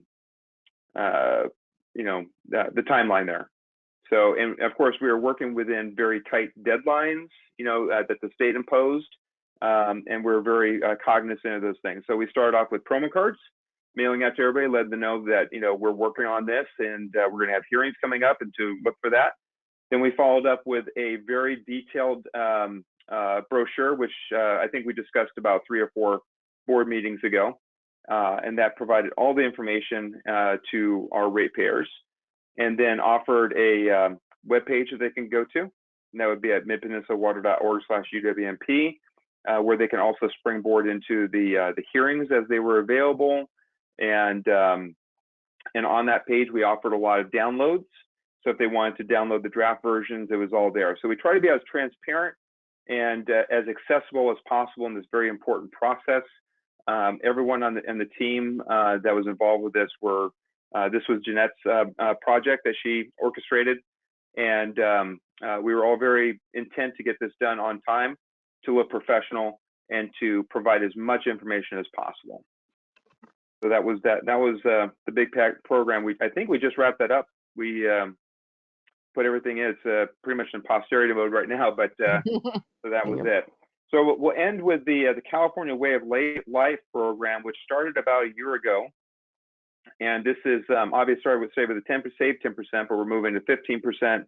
And maybe the next week or two, we might rejigger that to be a little bit more. Not sure, but we're using this as the branding for water conservation with the MPWD ratepayers.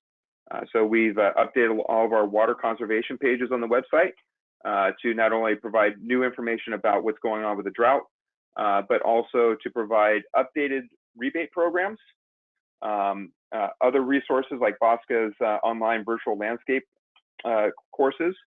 And we'll be implementing a 6-month campaign that we're going to be sending out promo cards to ratepayers on a regular basis that not only reminds them to save and conserve water, but we'll be offering a new tool or a new item like the Home Water Report, or actually, I'm not going to be ending with this per se. I got one more thing after this, but our next little nifty tool, which would be the Water Conservation Tracker. This will be the biggest enhancement to the website that we've had in more than a year. So I hope all of you had a chance to take a look at this. We didn't quite get this implemented in time for beta at this point, but what we're envisioning is a pop-up from the bottom of the website. So when you come to the MPWD website, there will be a pop-up that comes up from the bottom after about 3 or 4 seconds, which provides you all the current data about water usage to our MPWD year after year compared for each month, and the related water conservation that's related to that. So you can see in this demonstration right here, and maybe Tammy, if you're able to zoom in a little bit on that, I'm not sure if you can or not, but you will see that we're using, in this mock-up, real data. So this actually shows you that in October, we saved, was that 16.1% from year over year, I believe? Yes. From October 2020. So we're going to offer this data to MPWD ratepayers. So anyone coming to the website will see in real time, no, let's say real time, but on a monthly basis, what our current goals are and what our performance is.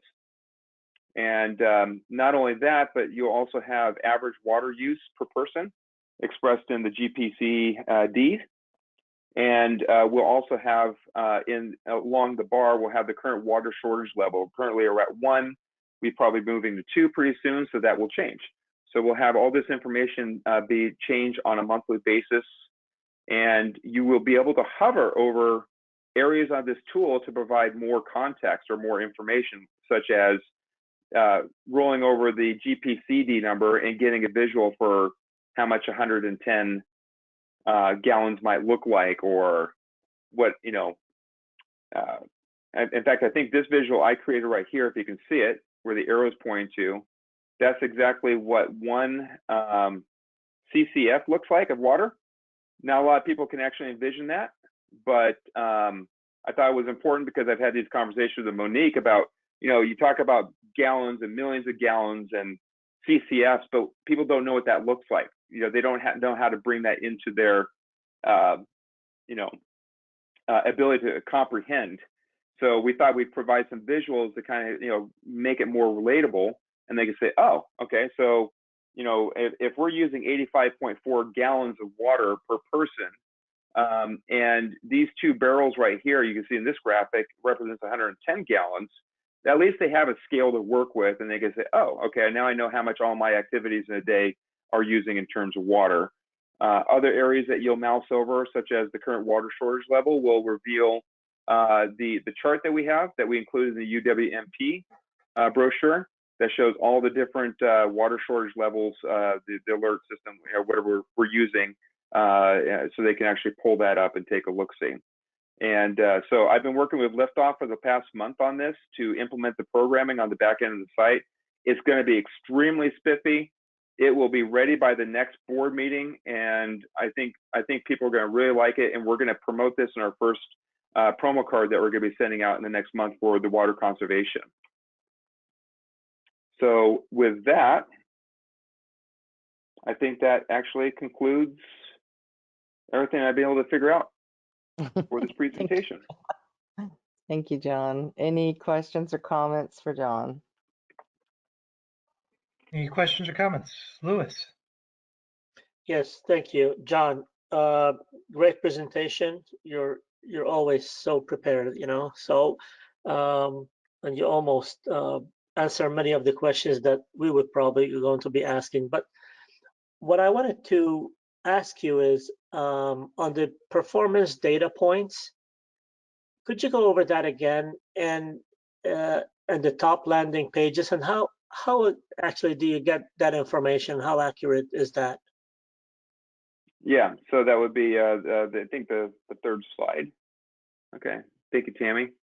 Yeah, so this is Liftoff Digital, as part of our you know, monthly fee with them, which is very minimal, supplies us with an 8-page or 10-page report that goes over all the metrics for the website. A lot of it is, you know, a lot of the information they kind of provide for us, which is really spiffy, is kind of more geared to more retail websites that they do. But there's a lot of information we can glean from that, and they provide a lot of charts.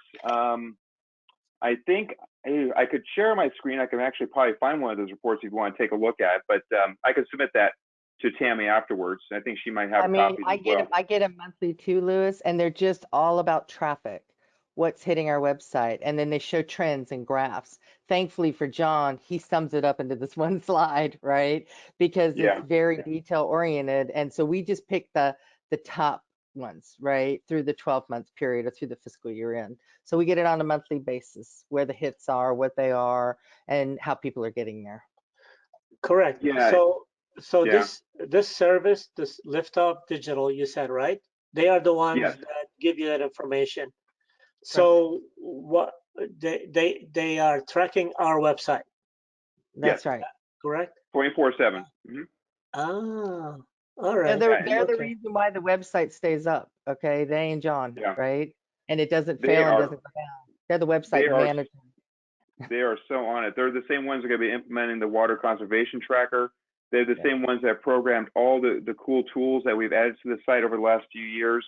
They run all the security on it. They keep it uptime to about 99.5%.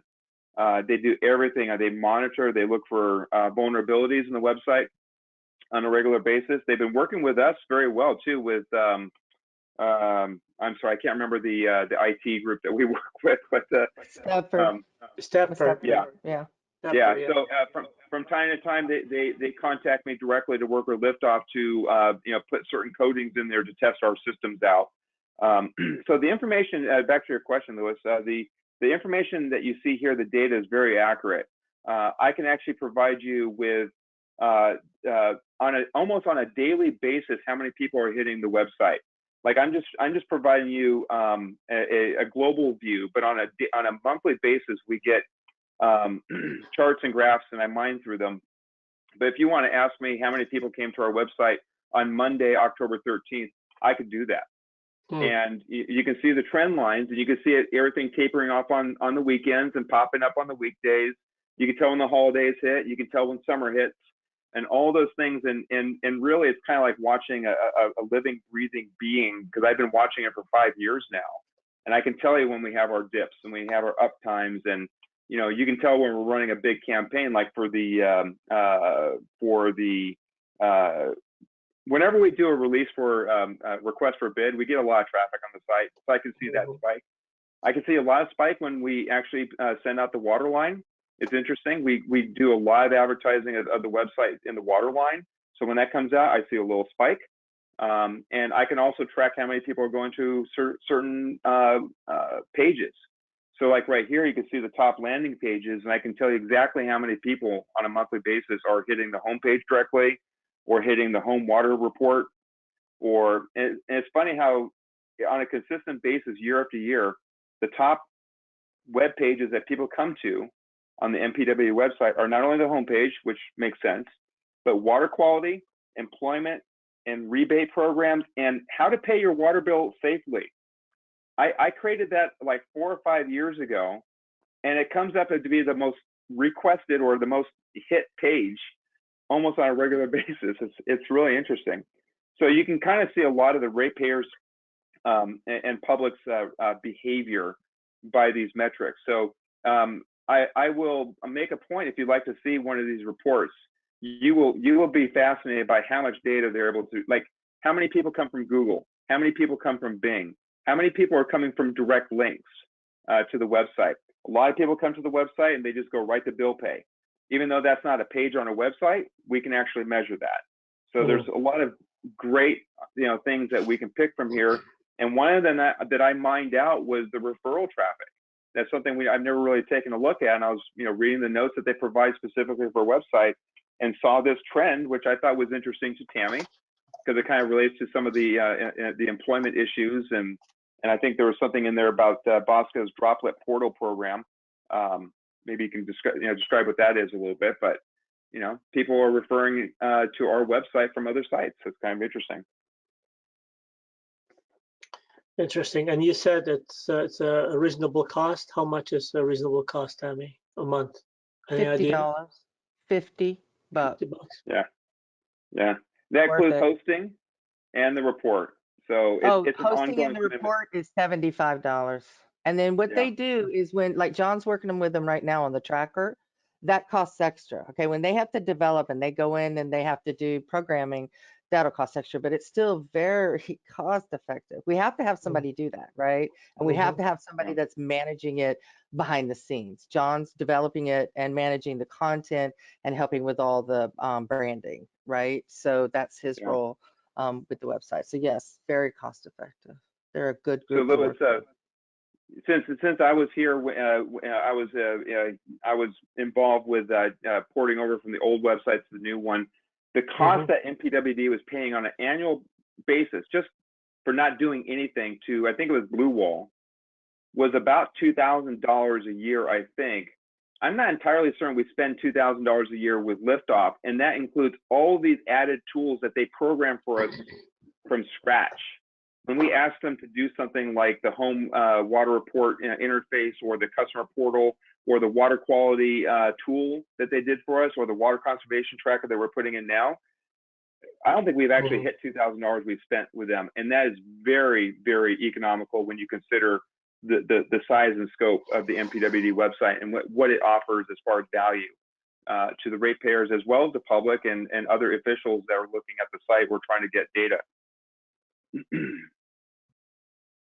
Very good. Thank you. You're welcome.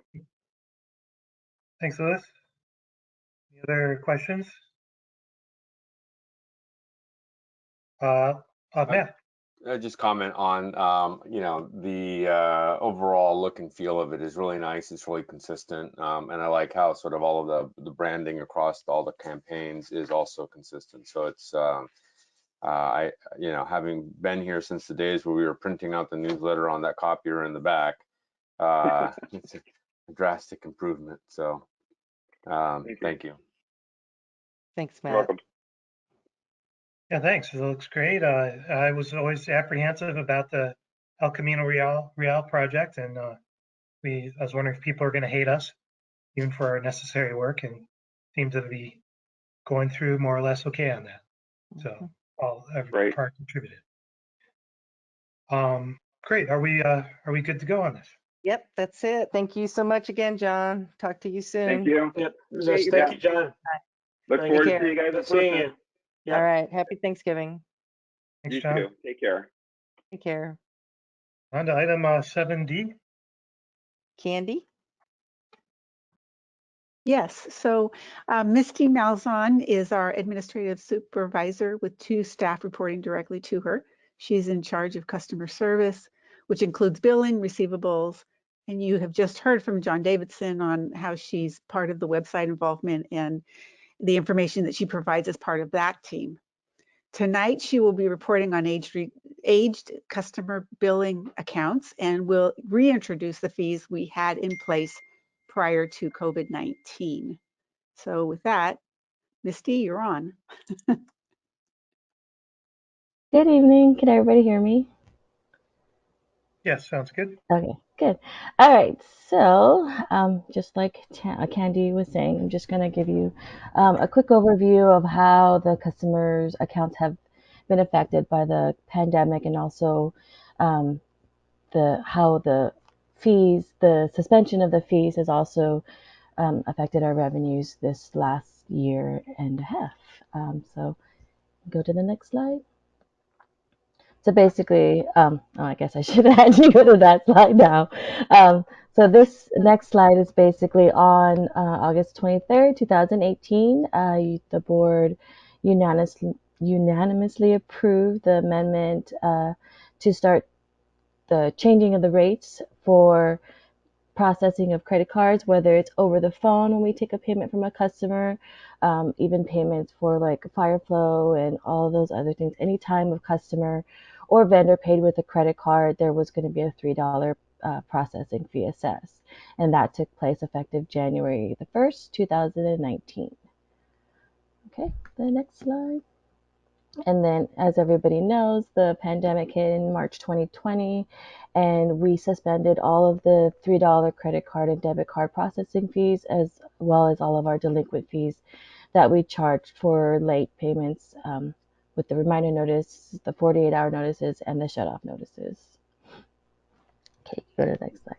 So this first slide is just to kind of show you the trend that took place when we implemented the fees, and then all the way through when the pandemic hit and we stopped charging the fees. So January 1st, it was the highest month. And in January 2019, there was 3,189 credit card transactions in that month. And then you'll see that in February, it did drop. And then at the lowest point, while we were charging the $3 fee, it was, it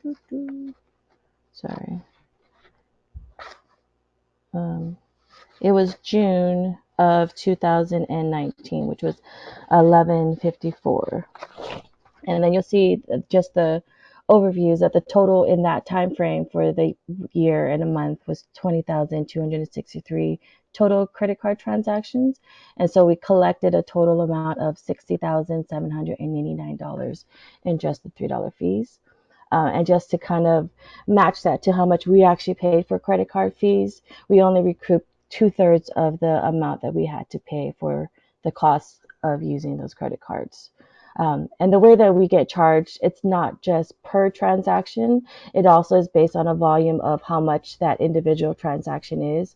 So it's kind of up and down. It's not like a set number for each transaction.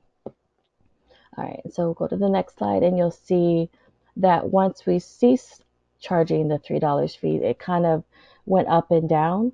And at the lowest point, it was April of 2020. And that was at 12, no wait, I'm sorry, no, not that one, April. It was 1,123 in the month of April, and at the highest, it was in August of 2021, and that was at 1,321 total transactions. And obviously, since we stopped charging the fees, there were 0 fees collected, and we also paid $150,995.89. And that was just during the pandemic through April. And so this slide is just an overview. I had showed this the last time I made a presentation. This is the Mid-Peninsula Water's billing cycle. So if you start from the far left, it's day one, and day one is considered the billing date. And so after 31 days, a customer's account is considered delinquent. And at that point, a $10 late fee is assessed to the customer's account. And a letter is sent to them at that point, letting them know that they are 30 days past due, or at least 1 day past due, and that a $10 charge has been applied to their account. And so on the 31st day, which is 30 days after that first billing, is the second bill. So at this point, they'll receive, if they still haven't paid their bill within the 61 days, they'll get an additional $10. And then on the let's see. So in the red arrow, the first red arrow is day 38 through 42. So that's the time frame that they've been delinquent before their third bill comes out, which is day 61.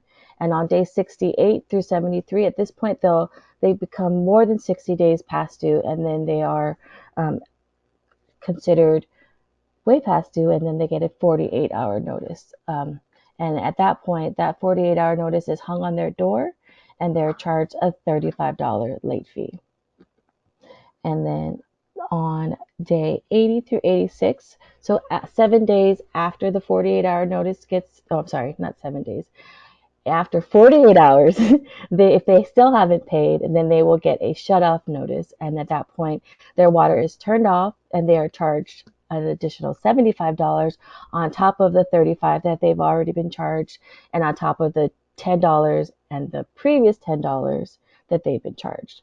And if they don't pay, then they are responsible for all of their late charges plus the penalty fees before we can reinstate their water. So that's just but if you guys have any questions, please stop me, because I know that's a lot of information.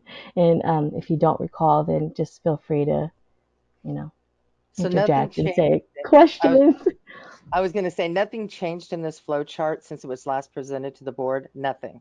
And you'll recall I think there was a couple of months of discussion with regard to how long do we want to go before a customer shut off.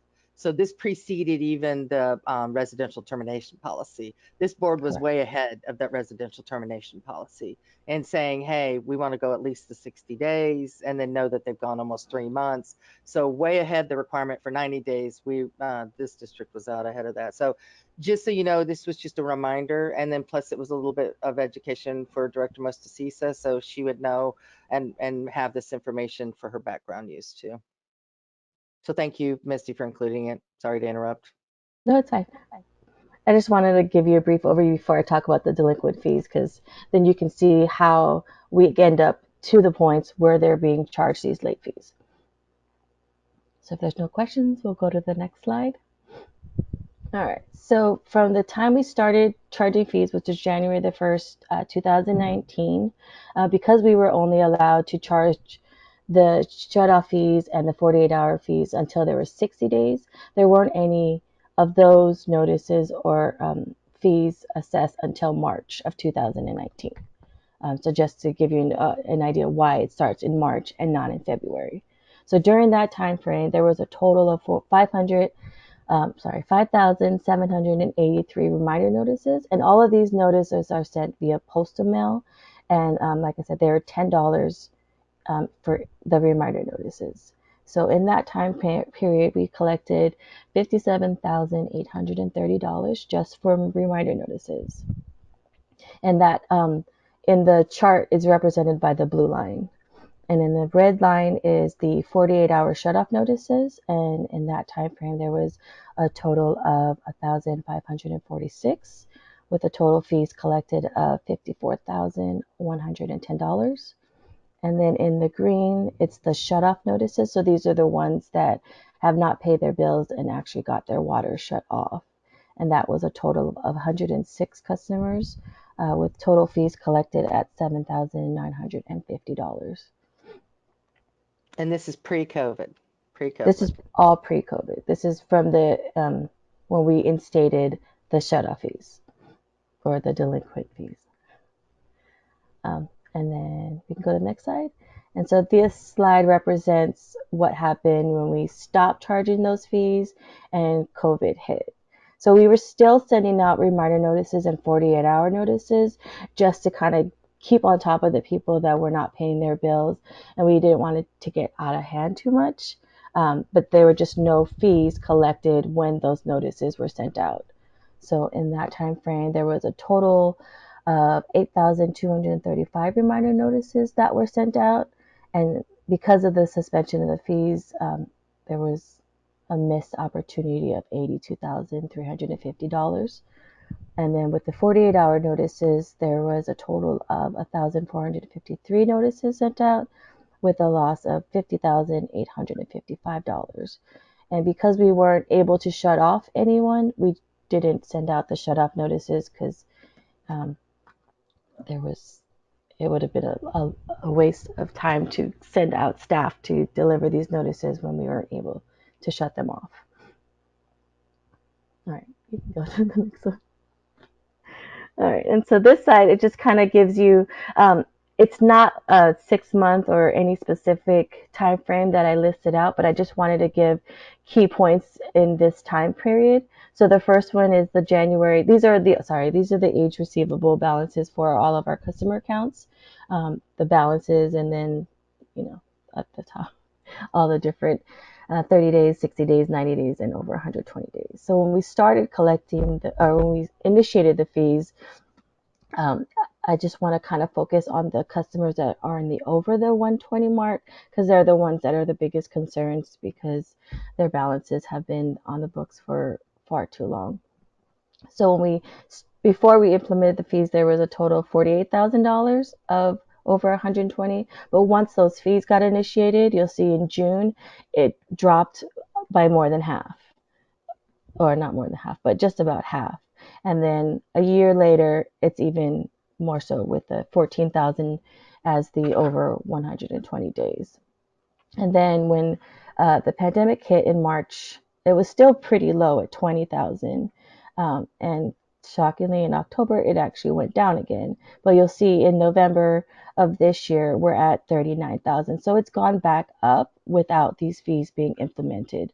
So there's really no incentive for customers to pay at this point because they know they're not going to get fees and their waters will not be shut off. So you guys can just look at that on your own time and kind of see that.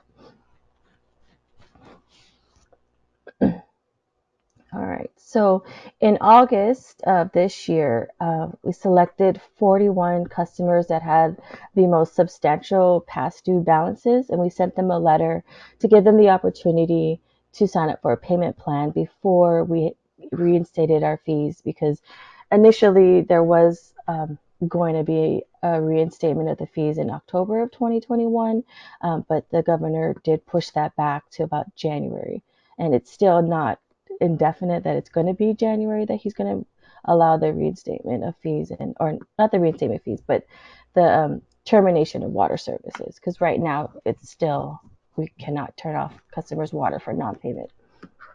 So of those 41 customers that we sent letters to, only 7 of them submitted the request and actually were placed on payment plans. They were given the options to split their total debt up into 3 months, 6 months, 9 months, or 12 months, or they could just do payments at 3 full payments. All of them chose to go with a monthly 12-month installment. So they'll be paying that on top of their current bill. And once they default, then their option to be on a payment plan is null and void, and they will be responsible for their full balance.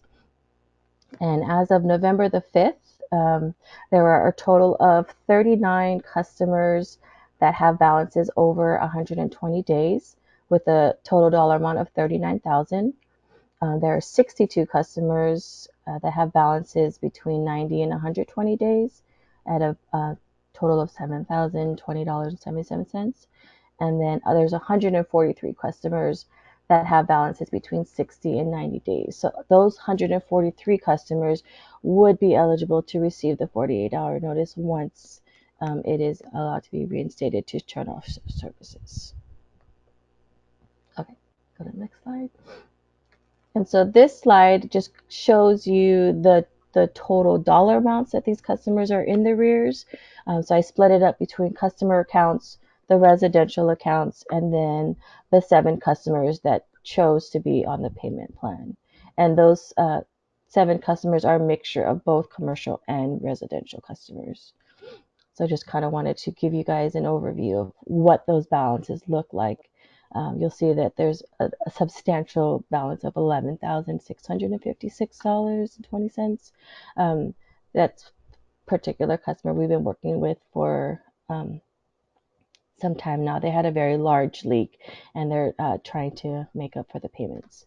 And of all of these delinquent accounts, a majority of them are chronic late payers. So they're not necessarily customers that have been hit with financial crisis because of the pandemic. They're just payers that wait to receive their notice and then they decide to make a payment, unfortunately. I appreciate you're doing this slide, Misty. This is the last one she added because I wanted you to see the types of bills, right? So that you could see what kinds of balances we're dealing with, right? Because a lot of agencies have far larger arrearages than we do, but also that statement about just chronic late payers. And so when you don't have fees for chronic late payers, that's the reason why the balance ticks back up again. So that's the major purpose of presenting this evening, to be in a position to be ready to reinstate these fees, particularly if Governor Newsom lifts the order for terminating service for non-payment. So thank you, Misty, for doing this. I do like seeing this and all the individual bill amounts so that, you know, we all have perspective. Yeah, I didn't want to put it in any particular order. Yep, no customer information, just the balances. That's all I asked for. So I appreciate you doing this. I like it. All right, and I think the final slide. So this is just an overview of what the letter and the payment plan options were for our customers, and if they default, what happens to their accounts. And then these are just 3 different links that I found for customers that are reaching a financial hardship. These are just different websites that they can go visit to kind of seek some relief financially. And the last page. So we're hoping that we can reinstate our fees as of this coming calendar year. And also just to reiterate, once we do implement, if we do on January 1st, we still wouldn't be able to be terminate anyone's water service for the 60 days. But we can charge the fees. Yes, the fees started going. That's right, in January. Again, it's not for generating revenue. It's for changing behaviors, payment behaviors. So, and it does work. We have proven that it works. Any questions? And thank you, Misty. I really like this presentation. Thanks, Misty. Matt? You're welcome. Yeah, could you go back up to the slide that had the anonymous amounts? Is that so? On the very far right column, we really have one customer that has a $12,000 balance? Yeah. Is that a residential? That is a residential customer. They had a very substantial water leak that they, for whatever reason, that they chose not to make the repairs prudently, and it just kind of made it go higher. Repair work for $12,000. Did we shut them off? I mean, we have shut off 1 or 2 We people. did shut them off because we needed them to fix their leak. And that was the reason why we shut them off, not because of non-payment, but because they were just wasting water and they just didn't really seem to have any care to fix it. Okay. But yes, it is a residential customer. Okay. I was wondering if that was in the wrong column, might have an extra 1 in it, but apparently not.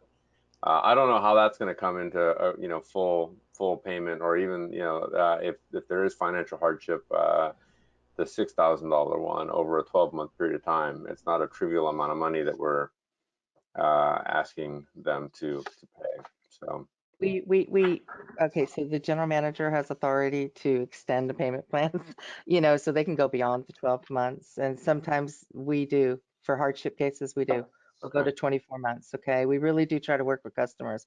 The intent is to try to get them to pay their bill. And so we're not out to say 12 months or nothing, or we're going to shut your water off. We don't do that. We really do work with them. And I appreciate that, because I think that ought to be our attitude. They are, the customers on the one hand, but on the other hand, we're not providing and can't provide free water. What's the, and I'm not sure if this is to Tammy or to Julie, but the fees themselves, I think, as I recall, have to sort of be somewhat reflective of our actual cost to either issue the reminder or staff to go out there, all that kind of stuff. They are cost of service. Yeah. And actually the fees are under review, and Dan's finished this part to update these fees, and they're actually not going to change because they're still very comparable. We're just really working on that fire protection charge, and that's for another day, because that's going to be a very interesting. Okay, because we've had a lot of fun with that discussion internally, but they are based on cost of service. You will recall, though, the $3 credit card fee is not the cost of service. It was $10, remember? And so we're just following along with what the board, asked us to do. We want to take those baby steps. And so we're even, when we propose it, we're just leaving it at the $3 because we are getting, about 2/3 of those fees recovered through that process. I mean, I could see us, we can talk about this later. I could see us going to a fee, $3 fee plus a percentage or something like that to make it a break-even thing. The idea, I think, is that the people that are using those credit cards ought to pay for the convenience that they're getting by using a credit card, and not the people that are using and saving us money by direct pay. So anyway, I think that one can be tweaked if necessary, but I just wanted to check on that and then re-verify my understanding of how the fees were set. I guess I'm not exactly in a hurry to shut people's water off. I mean, I am interested in having them pay, and I'll be curious to see what the governor does. Because I'm just not entirely convinced that we're not going to see something happen over the course of the winter, or who knows what. I'm certainly hopeful that that's not the case, but it's going to be interesting. That's it. Thanks, Matt. Lewis? Yes, thank you, Misty. This was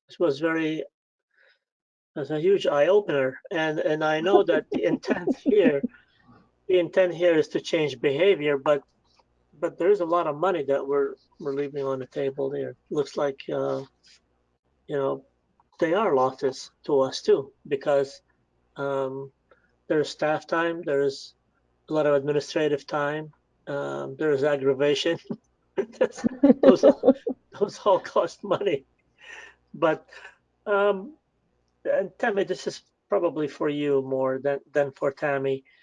So since we have this rule or this policy that we cannot shut water off because of the pandemic, because of the state mandated or governor or whatever, but we also know that because of the chronic non-payers, some of these people are taking advantage of this state rule, okay? And we have no way of, I hate to use the word, but it's like there's no way that we're gonna hold their feet to the fire. And that to us means shut the water off. We cannot do it. So does that mean that at some point the state is gonna reimburse us for the losses because we cannot do that? No, So in fact, they made it very clear that the arrearage program that they have, they will not reimburse us for lost fees or any types of fees. But let me be clear, the governor didn't say we couldn't charge fees. He just said we couldn't terminate service for non-payment. Oh, wait a minute. Did not say we could not charge fees. That's political jargon, okay? So in other words, you cannot arrest somebody by putting the handcuffs on, okay? You cannot do that. But at the same time, you're responsible for the person's, everybody knows that the only way to collect from somebody is to shut the water off. So by taking that away, you just said, oh, you can charge fees, And how do you collect if you don't charge the water off? It just doesn't Exactly. make sense, you know? That's the reason why we're still in this position we're in, but we want to be ready. We just want to be ready. Matt's right. I mean, he could extend it again another 6 months or whatever, but we want to be ready. That's why we're bringing it to you this month. We don't want to lollygag on January 1st. I want her to, when she bills out that month, start sending out those $10 fees because we want to get these people on the track to pay their bills or get on a payment plan. They've been, just so you know, staff has worked behind the scenes preparing for this very moment. Okay. Besides the written communications, they specialize, they created a special door hanger just saying, please understand, we're going to be talking to the board about reinstating fees. So they've already had a lot of advance notice because we believe in that. We believe in reaching out and being honest with them so that they're aware, they're very aware that fees could start hitting them after January 1st. It's just so frustrating, you know? All right. Thank you. You're welcome. Thanks, Louis. Regarding these fees and shut off, the fees are accumulating for some of these people that aren't paying. And eventually, we don't know when, maybe it's January, we'll be able to shut them off if they don't pay those fees. Is that correct? As Well, Misty we're said, not gonna, March, yeah. we're not going back and charging these people their No. arrearage late fees. We're not doing that. But if we know that we can reinstate these on January 1st, Misty will start sending out the $10 notices, the reminder notices, right? And then when they don't respond to that, they'll get the $35 48-hour notice, and then they'll get the $75 shut-off fee by March. So it has to happen according to that flow chart. It takes the 3 months. Correct. So if I understood correctly, then that's what I thought I understood. The fees that were not collected, that's money lost, that's money we're never going to get. Correct. It's gone. It's Exactly. done. And that's why we called it lost opportunities, suspended fees. Yeah. And we Thank you. wanted you to be aware of what that amount was. Yeah. Could we go to slide 143 for a second? Let me see if I'm on that page. Okay, here, right here. Here you go. It's talking about issuing 48-hour shutoff notices in the last year plus. Yeah. So we What's actually delivered the notices, we just didn't charge the fees. So it's kind of like, we're going to shut you off, but we didn't. Well, yeah, that's my question. What did those notices say? Did they say It we're going to was shut you the off? regular, yeah, it was in 48 hours your water will be shut off, but we never did. We just gave them that notice, and most of them paid once they did get the notice. So the notices help. It's just we didn't charge the fee when we delivered those notices. I just have some qualms about saying we're going to shut off your water when we had no intention of shutting off their water. I thought this was the notice that we created, Misty, that said, we really need you to No, pay your bill. You're way past due. no, it I was just know it you was use the that original. nomenclature. Okay. Yeah. Yeah, so I agree. We should not send something out saying we're going to shut them off if we're not. But you did make that effort, that collective effort to send out a different door tag that said, you really need to pay your bill. Right. Your bill is way late. So I Yeah. agree with Brian that we shouldn't say we're going to shut off when we have no ability to shut off. This We is can So say whatever else we want to say, but just to if I not. nail this may. down, just to Yeah. nail this down, has it been changed, or are you saying it's going to be changed? I would not send out, staff should not send out a 48-hour notice that says your water's going to be shut off. You should not send that out. We need to change the verbiage to where you guys were saying, hey, look, this would be a point where you would have received a 48-hour notice. We're giving you the heads up, and based on whatever direction we get from the board tonight, then we can go ahead and tell them that again next month so that they've got plenty of notice and no one's calling us, because I know they will, saying you Yeah. should have told me I was going to start getting a fee, because then they'll Right. start asking us to waive their fees, right? So. Right. Yeah. Okay. Well, Yes, and we will with all correct. of those notices that were delivered, there weren't anybody that came or had any grievances towards that notice saying that they just paid their bills I'm for glad the they most paid. part. Yeah, I'm glad. So, yeah, I'm supportive of restarting this process when we're allowed to do that. And I'm sure, Tammy, you'll be able to use your discretion for hardships to make sure these people can still Yeah. get water. I do not want to cut off people who are trying. Yeah. We definitely And do we're that. very aware of those customers that are actually trying. Do you need anything from us? Do you need a motion? Nope, just as long as I hear Seeds nodding that it will be okay and we'll be ready to go. Because there is stuff that we have to do to prepare. She's got to get the billing system ready to go again to get these fees in place, these late fees. And thank you, Matt, for your suggestion about like the $3 fee plus a percentage. I just want to speak on behalf of Misty that when we have to do percentages, it's a programming issue with our billing system. That's why we went with the flat fee. So we would like to stay away from percentages. That's why we encourage the flat fee. We'd love to do that, but it is a nightmare programming issue and a long time period. So this gives staff time to get the billing system back up to speed to get the fees in place should we be ready to go in January. Great. So thank you all. It sounds like we got some good orders, Misty, and thank you for the presentation. Yeah, thank you, Misty. Thank That's you. great. Bye. Moving on. Brian, Have a good evening. Brian, Oh, I'm sorry. may Go I ahead. ask a silly question based on those notices? So if we tell somebody that we're going to shut the water off within 48 hours and we don't, are we saying that they could sue us because we should have turned the water off and we didn't? And somebody's going to say, No, well, I'm going to being sue you because you were supposed to shut my water off and you didn't. No, Come but on. I just look at it as a credibility issue. We could still do the door knocker. I mean, the door tag. I mean, seriously, we could have just reworded it rather than, hey, this would have been a time that you would have received a 48-hour notice. That's right. And we would have been shutting off your water. I mean, I think that's what you're trying to say, Brian. And I yourself lucky. Yeah, that we're not shutting the water off. yeah, I agree with that. And I think we can reword the door tag to do that in the future so that they still know. Exactly. And I personally, I'm very, very sympathetic with people that are trying and they're having a hard time. We're not talking about, but I think that by far the majority are taking advantage of the situation just because it's the pandemic. So that everything goes. It's just ridiculous. For comparison, North Coast County Water District, which is similar size to a similar number of connections, at the last GM meeting reported that they had about $150,000 worth of arrearages. So as GMs, we look at 120. We look at shut off. I mean, the most extreme. Just so you know, too, though, for perspective, when the DWRs reported that number out, they tried to insist that when they said there was 1 million water customers behind, they looked at that 30 to 60 days. And I told them that is not right. That is not how water managers look at aged accounts. We look at 120 and beyond. Okay. So by comparison, I think we've done a really good job trying to collect the money and our numbers are pretty good. Even though it is still a big number. I don't know what the percentage is based on our revenues, but it's pretty tiny.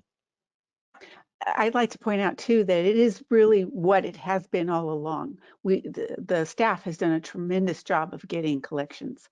So I know that the number looks large, but if you do it over the several years, I mean, we were sitting at about 20,000. When the fees went in place, we were at about 48,000 and it went down and we're still under the 48,000 as of January 2019. So we really have done a great job of collecting those over 120s.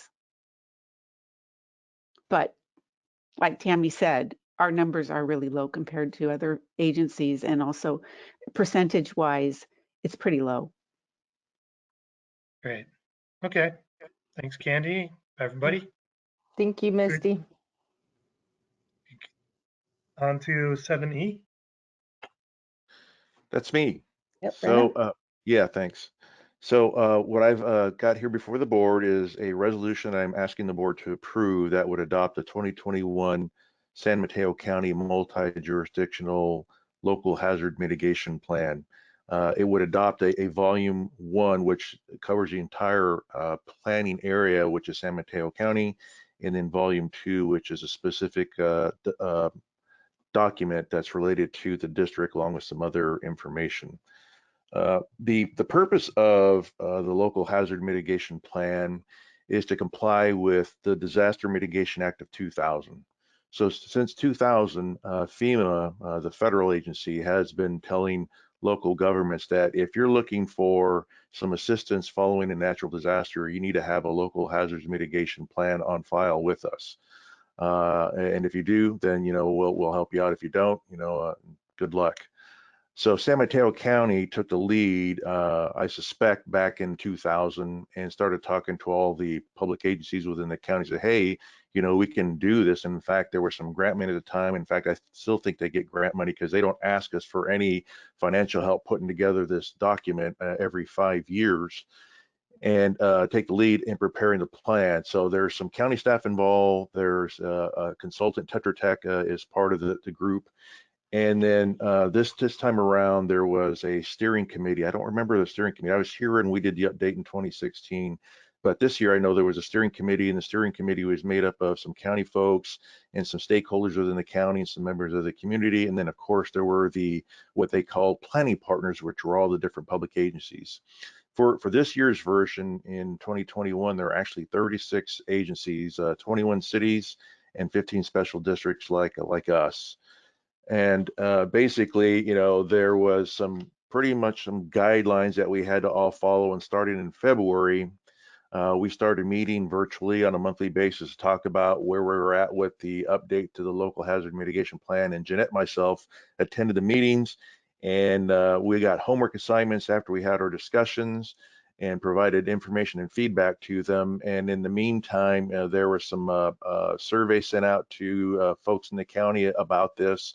There were some public workshops held, and then in August of 2021, everybody had finished the draft LHMP, and we had submitted it, or the core team from the county submitted it to the State Office of Emergency Services and to FEMA to get their approval that we had, you know, dotted all the I's and crossed all the T's. So we recently heard back from them, from the core team, saying, hey, FEMA and Cal OES have said that our local hazard mitigation plan meets all the criteria. Now it's time for you to take it to your elected boards and have them adopt a resolution so that they can say that, you know, in our case, Mid-Peninsula Water District has a local hazard mitigation plan. So if you go to, Tammy, go to page 155. Years ago, I suspect, because it's been the same, we came up with we did a risk assessment and came up with these 9 different hazards. You see sea level rise, earthquake, landslides, dam failure, floods, severe weather, wildfire, drought, and tsunami. Those were kind of what stuck out to folks back then, and we're still using those 9 hazards to help put together our mitigation plan. And so once we did that, then the steering committee, along with the planning partners, we came up with some goals and some objectives. And if you go to page 157, Tammy, you'll see that there were 8 goals that were put together by our group, talking about what we wanted to do or get out of this. So again, you know, protecting life and property, all the way to improving community emergency management capability. And then the steering committee also came up with 14 objectives that you see here at the bottom and going on to the next page. And these 14 objectives, when I get to showing you what our action plan looks like, you're going to see they're going to be referenced. And again, they go anywhere from improving the understanding of locations and potential impacts of hazards, all the way to, where it's feasible, identify and implement strategies that are that use nature-based solutions. So it was just a wide range of objectives that we're looking at, all with the idea of coming up with a plan that would help try to mitigate hazards so that when they do hit us, you know, we're in a better position. So the annex is volume 2 is where, again, we provide a lot of information. You see it starting right here on this page 160, just some basic information there, and then a little overview of the district. And then on page 161, you see just a kind of an estimated value of the district's assets there. And then finally, when you get towards the end of the document, and I want to go to page 169, Tammy, table 27-12. There you go. These shook out as our action plans. We have 7 identified actions, anywhere from, you see action 1 where it says where appropriate, support retrofitting or purchasing or relocation of structures and stabilization of natural features located in hazard areas, prioritizing those that have experienced repetitive loss and or located in high or medium risk hazard areas. And then you can see right below where it says hazard mitigated, the 1 through 14 refer to the objectives. What objectives are you meeting by taking that action plan and doing something with it? And then we went in there and said, okay, well, who's the lead agency? What's the cost going to be look like? And FEMA and Cal OES didn't want any specific numbers. They just kind of gave some broad categories or ranges to use, and that's what we did. And then, how long it would take us to try and mitigate it with this particular action plan. And for us, Jeanette and I are talking about it, we're all about water, so we said, well, what can we say in here that would say, how are we going to mitigate things like a drought, where drought wasn't a high hazard risk for a city per se. We felt it was for us, but it didn't rank very high. But yet, we felt that some of our action plans had to do with what can we do to try and minimize the impacts of drought to our customers and to our service territory. So you see in our action plan, actions 5 and 6 and 7 actually really relate to things that would have to do with loss of water supply and or drought. Conservation plan in action plan 5, and then action plan 6 is addressing infrastructure, and then the last one looking at ways to augment our water supply. So that's the part that we put into this.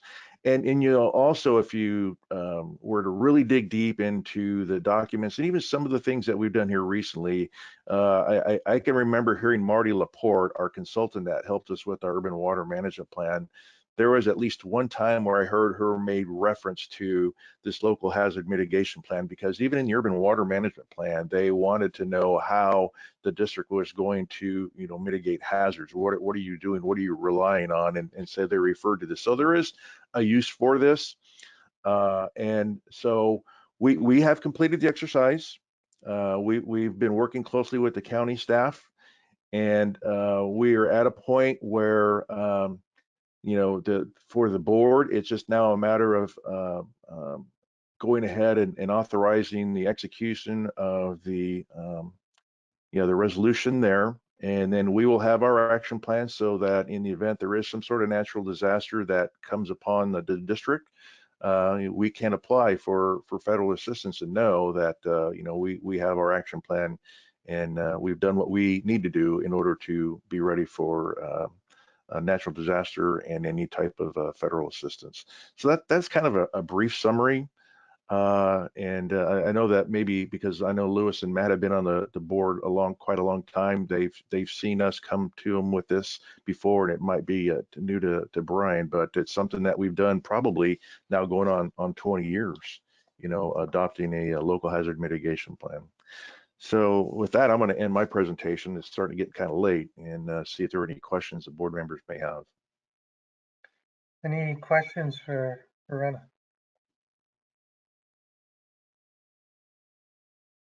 Oh, this is good, Ryan. Very good. Yeah. Thank you. Rena, so who drives this though? Who's the driver of this? The county is the driver. Their Office of Emergency Services. So Dan Belleville. Okay. Oh yeah. Yeah. Okay. He's the guy that was driving the bus, and so he had support staff from the county. And then again, Tetra Tech was the consultant who had all the documents and was working closely with staff. They were paid through a grant, probably from FEMA, to help put together this local hazard mitigation plan for all of us. All right. Okay. Very good. All right. Thank you. Okay. One question, Matt, on page 169, we have the action plans. And then on page 170, there's at the top of the whether or not it succeed. I'm assuming that the action plans are all things, 7 of those are things we want to pursue at least some level, regardless of whether benefits exceed costs. Is that correct? I'm having a hard time hearing your audio is oh, sorry about that. My usual problem. Oh, there you go. That's much better. Yeah, I lean the wrong way. Okay, I'll try that again. Page 169 lists 7 action plans. Okay. Page 170 talks about several of them saying the costs exceed benefits. Despite that, I'm assuming that we remain interested to some extent in all 7 plans. Is that correct? Yeah, that's right. The idea is that, there are going to be some of these that would probably be, so expensive that you couldn't do them, but, you're saying that, hey, look, we think that this is a mitigation effort that if we could do it, it would make us, make it even easier, better for us in the event we had a natural disaster. But evidently there's no criteria that says that if you can't do it, then don't put it in there, because when we were working, yeah, when we were working with the Tetra Tech staff and the county staff, and some of some of these, they're repeats from what we did in 2016. So yeah, you're right. Yeah, they're there, but to the extent that we can do them, and we try to do them, and some of the efforts we've done in our capital planning, like replacing some of our tanks, and like the DeKoven tanks, that was one that was in the action plan from 2016 because of the seismic improvements that were going to be made. Well, we haven't been able quite yet to do that one, but once we construct the DeKoven tanks, that's a mitigation effort that we've taken to try and help mitigate the potential of a disaster because the DeKoven tanks fail. Okay. Great. Are we ready for a motion?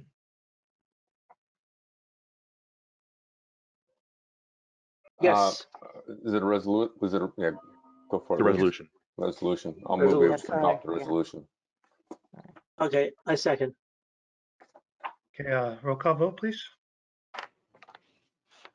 Director Zuka, Yes. Director Vella, Yes. President Schmidt. Yes. Thank you, Thank Renna. you.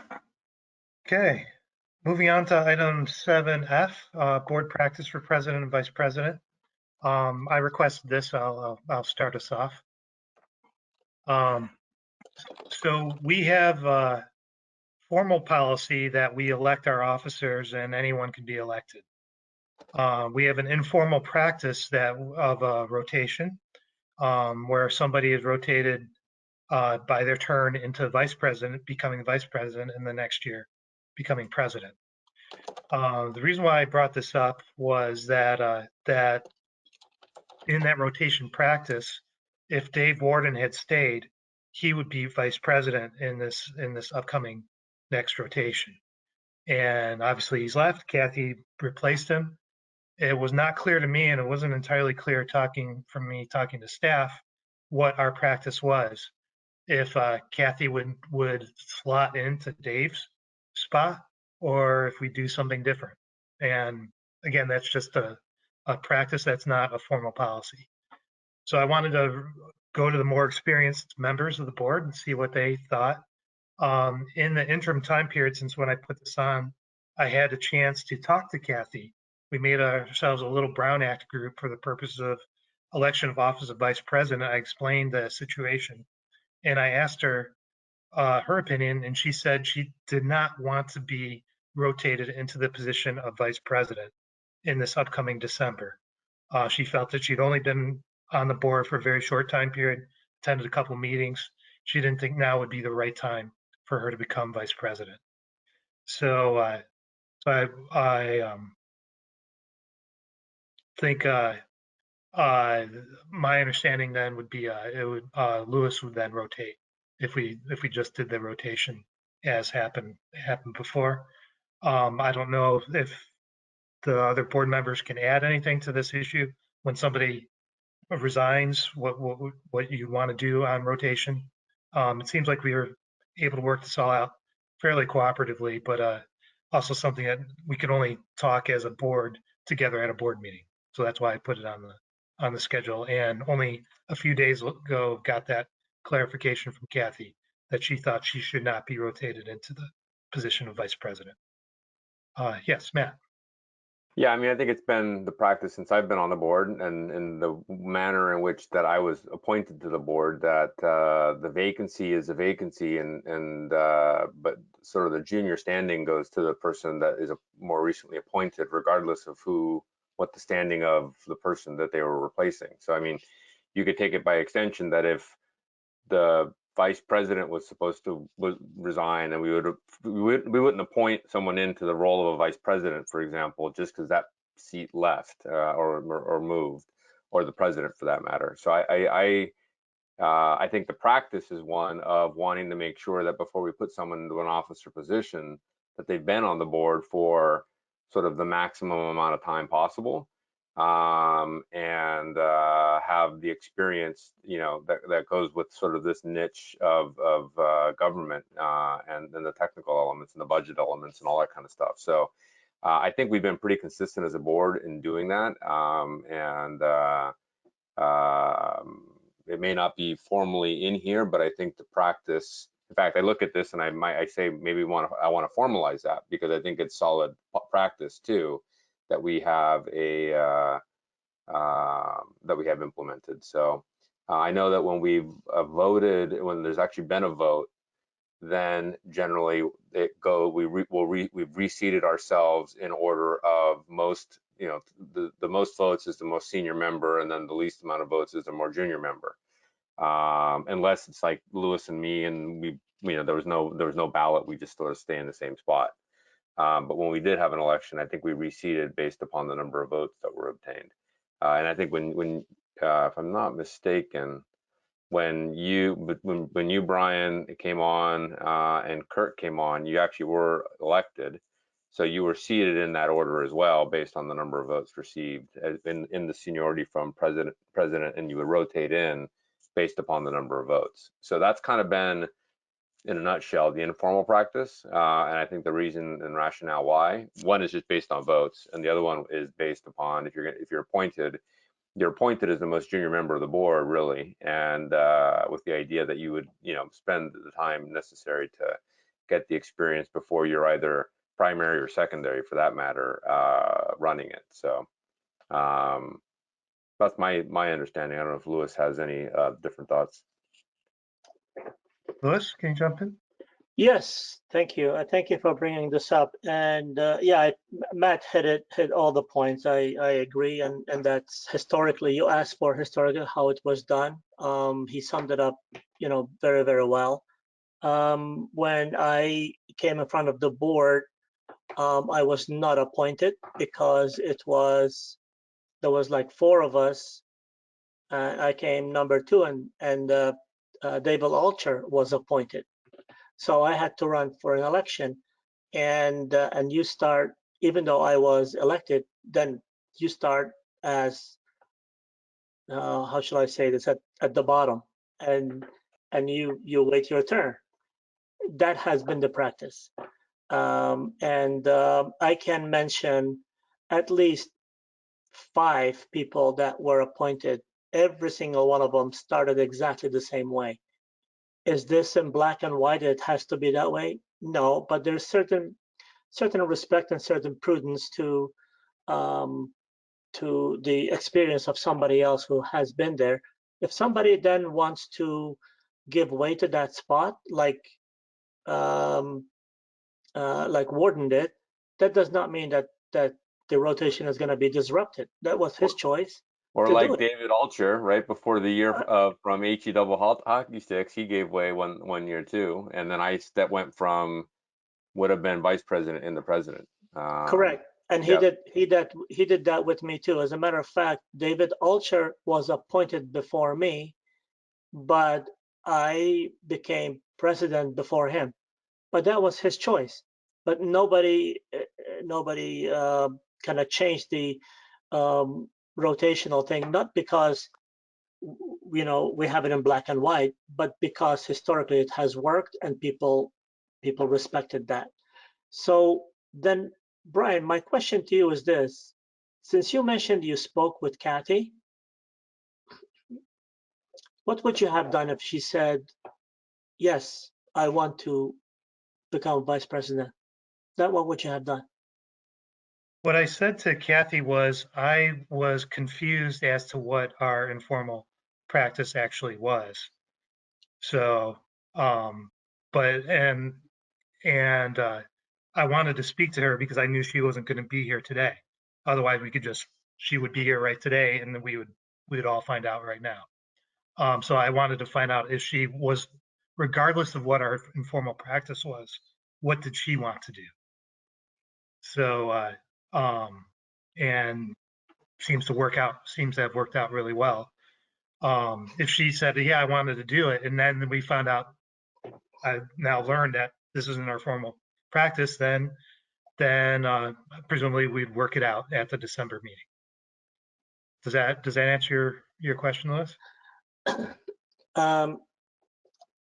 No, I think it would have created a very awkward situation, Brian, and I think that what you said earlier, maybe it should have been your position. Maybe if instead of going to asking what do you want to the least experienced, the least senior of the group, maybe you should have maybe asked the GM or maybe asked somebody who was a little bit more experienced. Okay, I'm gonna say, Brian, that we lucked out, that we didn't create a very, very awkward and very difficult situation, but we were lucky. So, and Kathy probably, saved us from a very awkward position. Yeah, and yeah, I think it did work out really well. I did bring this up to both Tammy and to Julie. Tammy thought what you all have just said, more or less. She didn't. I don't know, Tammy. You can explain. Yeah, to me, I mean, you'll notice on our staff reports, I felt like, and this is based on my experience, not only with this district, but in the cities and the other district, Cambria, that I worked in. You'll see at the bottom, to me, when a director, the experience I have is when they vacate, the line moves up. So that's what I responded to Brian. So you can see that's how we enumerated at the bottom of these staff reports. See, so, Warden was in Vella's place, but just what Brian, I like that word you use, Matt, the junior member, just goes to the back of the list. And that's kind of how we keep this at the bottom. It helps staff too with, motion making and all of that stuff. So that's the experience I had at Cambria too, that, the most junior member moved to the back of the list. I mean, I don't want it to sound negative, but they were the junior member on the board. Thanks, I think it has. I'll just add to that, if I could, Matt, that that is not what they did at Santa Clara Valley Water District. So when you take a spot, you take that spot seniority. So the other thing I wanted to add was I felt one of my responsibilities as president was to assure a smooth transition in December.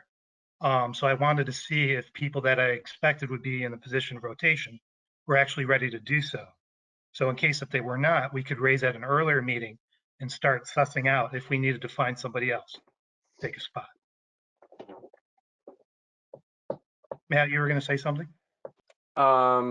Yeah, I mean, I'll just be candid. I think that this was handled poorly. I think that this should have come to the board for discussion before you have a conversation with the most junior board member about, their desire to be the vice president. You yourself haven't been on this board for that long. I mean, everybody, it's pretty straightforward in the bylaws that we elect it, and everybody can nominate. But I be honest with you, a little disappointed that conversation happened. I go a little bit farther than Louis, and we got lucky. I don't think it was well played, to be candid. And I think that this board is owed more deference as a board and not as you as president sort of talking individually, to be honest. So I think in the future, what I would request is that the board behave as a cohesive board and try to function accordingly. So those are my 2 cents worth. Thank you, Matt. I completely disagree. And what I was trying to do was, for the sake of trying to understand how the board would work better, which is why I put this and requested that this be put on the agenda. If Kirk and Kathy had been here today, then we could have just done it all today. I was trying to make things operate more smoothly and not result in a situation in December where we did not have anyone willing to take the position. Just wanted to explain that. Is there any further discussion? Brian, if I may. Sure, Les.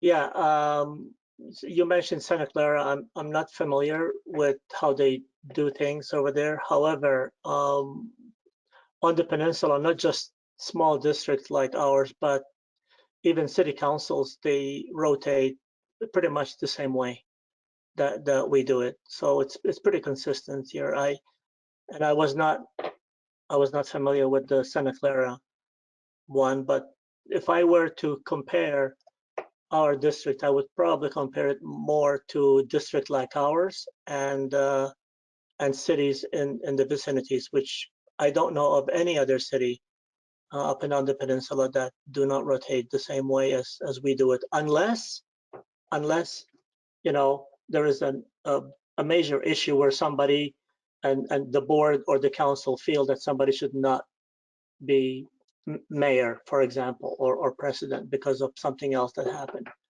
And then usually that results into a lot of controversial issues, a lot of newspaper reporting articles of disjointed meeting, and hopefully, we'll never get to that because it's not pretty. But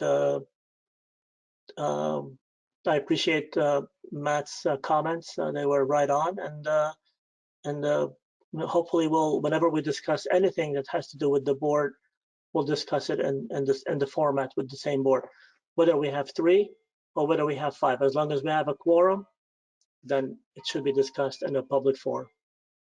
That's it. Thank you. Thanks, Louis. I think that is relevant to Matt's pondering of whether we should have a formal policy, which would definitely clarify things. It does, if we did have a formal policy, the downside I could see is if we do have a situation where there's someone we need to make sure is not president or vice president. And then we have rotation policy that has created that problem. So I don't know. I mean, I think that's why it's left the way it is that, and that's why staff probably can't articulate exactly what the policy is because it's been, let's just say the prerogative of the board to decide how it elects its officers, right? It remains the prerogative of the full board to decide how it elects its officers. And I don't think, I mean, in the 16 years I've been on the board, we've never had an issue rotating.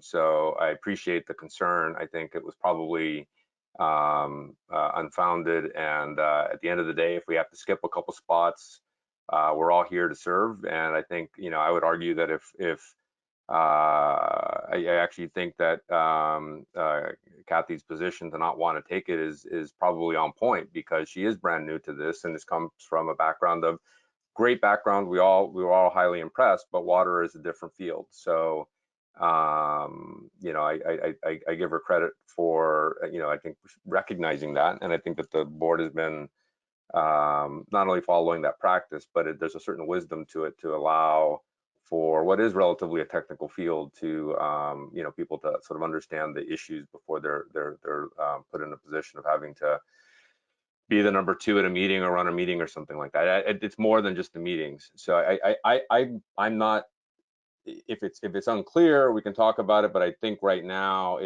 the reason it is unclear is it gives us flexibility. And we just know we do it annually and we elect it. And, people have said no in the past. I mean, it's sort of an honor to be the president and the vice president and to function in that capacity. I know, both Dave, but then Director Alster in the past was just looked at it and said, I'm going to be on vacation for 3 of the 12 board meetings. It's not fair. I remember these words very clearly because about 3 days later, everything went south. Is like, it's not fair to Matt, me, to be vice president under his presidency when he was going to be gone for a quarter of the meetings in 1 year. And that's why he decided to rotate through. And appreciate Dave for his thoughts, although in hindsight maybe not so much. But I don't know that we need to make it more formal than it is because, to your point, if we ever ran into that, we could deal with it. But I also, we'd also have to have an honest conversation about why we didn't want to do it. Why would we not want someone to be president? I think everybody we're all co-equal directors here, and I think this board has done a pretty good job of staying apolitical in the sense of what I've seen in some of our city organizations that we're closely affiliated with. And I think Lewis was referring to when people were skipped over for mayoral positions and whatnot. So, and I think we've done that by working collaboratively as a board and making sure that we're, always taking, that mutual sort of peer level role into consideration. So. Anyway, I'm happy to talk about it in more detail if we want to make it more formal, but I'm also happy leaving it as is and allowing the board to sort of function at its discretion. I'm happy to leave it as is, Lewis.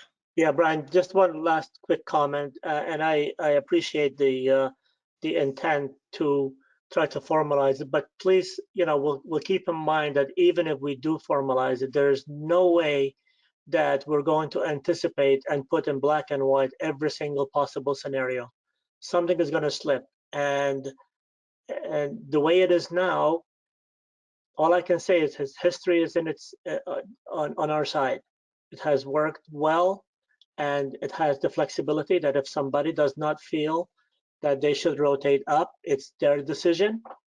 And if somebody wants to take their spot because of the decision that was done by the more senior, then that's an option too, and it's right there. We could that could be done, and it has been done. So I think we should err on the side of safety, and it's not broken, and let's not break it. Thank you. Thanks, Lewis. If there's nothing else, we will move on. Okay, the next item is for the special board meeting in January. I'd like to get a head start. I did talk to Kirk Wheeler, and he said this date was good for him, understanding that he might rotate in as board president. I talked to him at the last HIA meeting. So January 13th, 2022 is the second Thursday. Typically, we try to pick that because that works us around 2 board meetings in January as staff. This is the review meeting, so Julie Brown will not be here. This is just reviewing, and this is where I'm going to bring back my report, my progress report.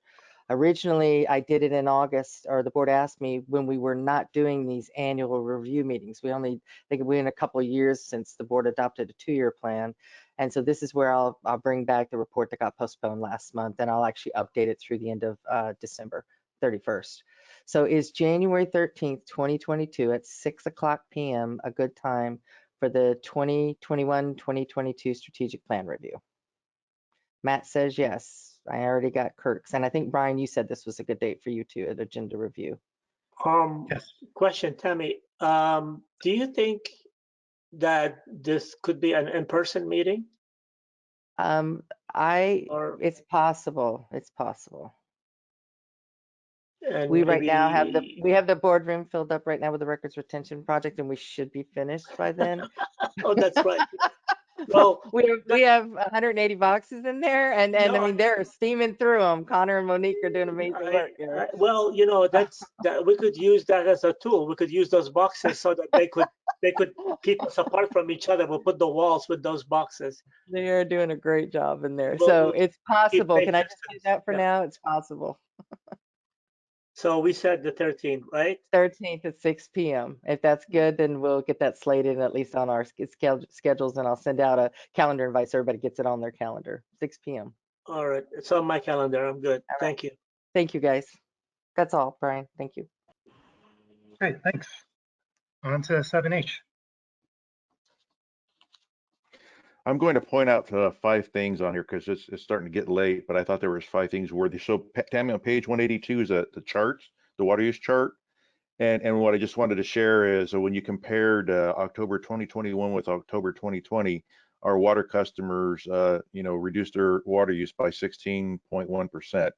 I'm not sure if it's just, again, the messaging that we've been trying to get out, that 15% voluntary reduction is what we're looking for, or maybe that atmospheric event that we had in late October, but our customers dropped the use quite a bit. And then also on this page 2, the per capita residential number was 65.2 gallons per person per day in October. And that information comes from a report that we submit to the state at the end of each month. So it's fairly accurate and new. And then Tammy, going to page 185, the California reservoirs. I just kind of like this because it just shows information what's going on in the state. So the atmospheric event that we had towards the latter part of October actually had some positive effects on some of the reservoirs compared to how they were looking. And the ones in particular were the San Luis Reservoir. The month previous, it was at 22%. The 35% was at 22%. So it went up, about 13%, or maybe 100,000, couple 100,000 acre-feet of water. And then also the Folsom Lake and the Lake Oroville reservoirs also had a net gain, more than likely again due to the atmospheric event and the watersheds that feed them. So I thought that was interesting. And I also just kind of dug a little bit deeper, and again, just some information, a year ago, the San Luis Reservoir had 900,000 acre-feet at this time, right around November 1st. Here we are a year later, and they have maybe about 300,000 acre-feet. That's how much the drought has impacted, some of these reservoirs. That there's still just that demand on them, and some of us have been doing a pretty good job reducing our water consumption, others not. And where that water comes from, there's been some effects on the storage capacity. The next one is on page 188, Tammy, the Hetch Hetchy precipitation. This comes from Steve Ritchie's presentation to the water managers. And again, just showing the atmospheric event that we had at the latter part of October, that red line there, it really was a huge boost to not only the Bay Area region, the state, and the Sierra Nevadas, but it just kind of shows you if we were to keep on that trend. I mean, it really was kind of tracking similar to 1983, which was a very wet year in California. So you can see that it actually was leaving a little bit better than 1983. But anyways, we'll see what happens. As you can see, November, December were actually pretty good rain years too in 1983. It's been kind of quiet so far this November. And then the last one I want to point out is, oh, doggone it. It had to do, oh, here it is. It's page 191, Tammy. That one there, just kind of showing the drop in demand to the regional water system following that atmospheric event. And this is looking at 2013, which was our baseline year, 2015, which was the one of the last really dry years, and then calendar year 2021. So you can see that during that last week in October, the water use dropped significantly from the week prior, where it was, upwards of 195 million gallons per day average, down to 163 million gallons per day. So, just that rain event got people thinking we don't need to use as much water, and it really showed. But I'm just really impressed. I'm curious to see what's going to happen in November here in the district, to see if our customer use is still going to remain, down 15% or less. But it was nice to see that 60% drop for October. Any comments or questions to the information? It's just a lot of information. It's kind of neat to look at some of that stuff. Any comments or questions? No, I think we're good. Good start, but just barely a start. Yep. Okay. Are we doing? Was that also the water district's water conservation update, or? Yeah, that's it. Okay, great. Let's move on to manager's report. So I have my report on the screen. If anybody has any questions, I don't have anything to say other than what is presented in this written report. Any questions? Okay, administrative services. I too have nothing to say. Everything's in there. Looks like there are no questions. Operations. Yeah, Tammy, go to page 204. I just want to go over the one system repair where we had that large loss of water. I know that Lewis likes to know what happened. So Lewis, I was talking with Brent and Michael, and on that date in early October, we had a 10-inch water main break out there on Carlmont Drive, and the water system there, you know, so as I mentioned, I put down some bullet points. We're under well over 100 pounds of pressure there. And at the time, because typically we try to do most of our water pumping at night when we can take advantage of the PG&E lower rates, right? So the Hannibal pump, the larger of the two Hannibal pumps, was in operation at that time, at that night, and it operates around 2,000 gallons a minute. And so what Michael was telling me is that the break, even though it was releasing a lot of water, that Hannibal pump was able to maintain pressure in the system for about 20, 25 minutes before it finally got down to a low point and triggered an alarm. And then also somebody, I guess, noticed and let the police department know that there was water coming out of the street there on Carlmont.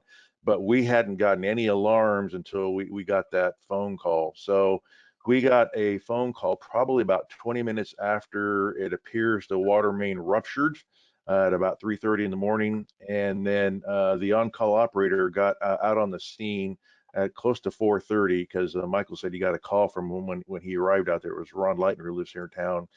And in this particular situation, there were 5 valves that were needed to be isolated. So, you know, when you close down those system valves, you don't close them down real fast, and you can anyways because of the pressure. So poor Ron, by the time he got the valves all closed down, it was almost close to 6 o'clock in the morning. And so by that time, you know, the water had been pouring out at over 100 pounds pressure for, you know, 140 some odd minutes or whatever, and that's what led to that large volume of water. And I'm sure it went all in the storm drain, and the storm drain's got a nice flushing out of the situation. But that was something. And then the one that happened here on Ralston a little over a week ago, that'll be next month's report, because that was also another large loss, but I don't think it's quite as big as this one. So I wanted to point that out because that was a large loss event, and we don't like having those, but you know, sometimes we don't get a lot of help either from the system. Thanks, Rena. I think Matt and then Lewis. Yeah, question on the October 3rd one. I mean, with that much water, I'm assuming stuff makes its way to the creek, and we end up having to report that to the regional board as a discharge. Have we had any issues with the board with fish kills or anything like that on the creek? No, I'm not aware of that, but you're right. We have to report that, and so I'm not aware that they've had any issues. I think it's probably because it's different to them when it's a intentional release versus an emergency.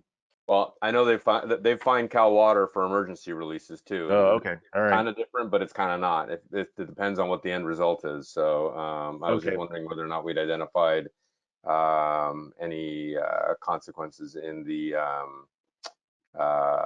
receiving waters in the creek. Yeah. So I know Cal Water has paid the regional board some fines. Is that it, Matt? That's it. Thanks. Thank you. Lewis? Yes, thank you. Rena, so run that by me again. So the main ruptured, but the pump was pumping so much water that the system never registered the pressure drop. Yeah, it took a while for the pressure to fall far enough because the pump was able to keep up, even though it was throwing water out at a pretty high rate. That finally, you know, maybe about a half hour later, the pressure had dropped far enough where it triggered a pressure drop in the system, which triggered an alarm, a SCADA alarm. Yeah, because the water release then at some point, you know, balanced out with the pumping pressure.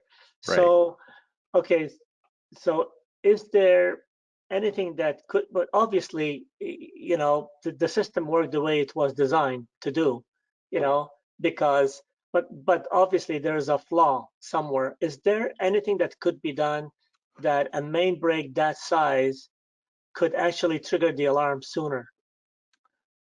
I mean, I guess we could probably talk about if there's something that we could do overnight in terms of system pressures, you know, because you want to try, you'd want to try and maybe change some kind of pressure range setup so that, you know, it would see the pressure dropping sooner, right?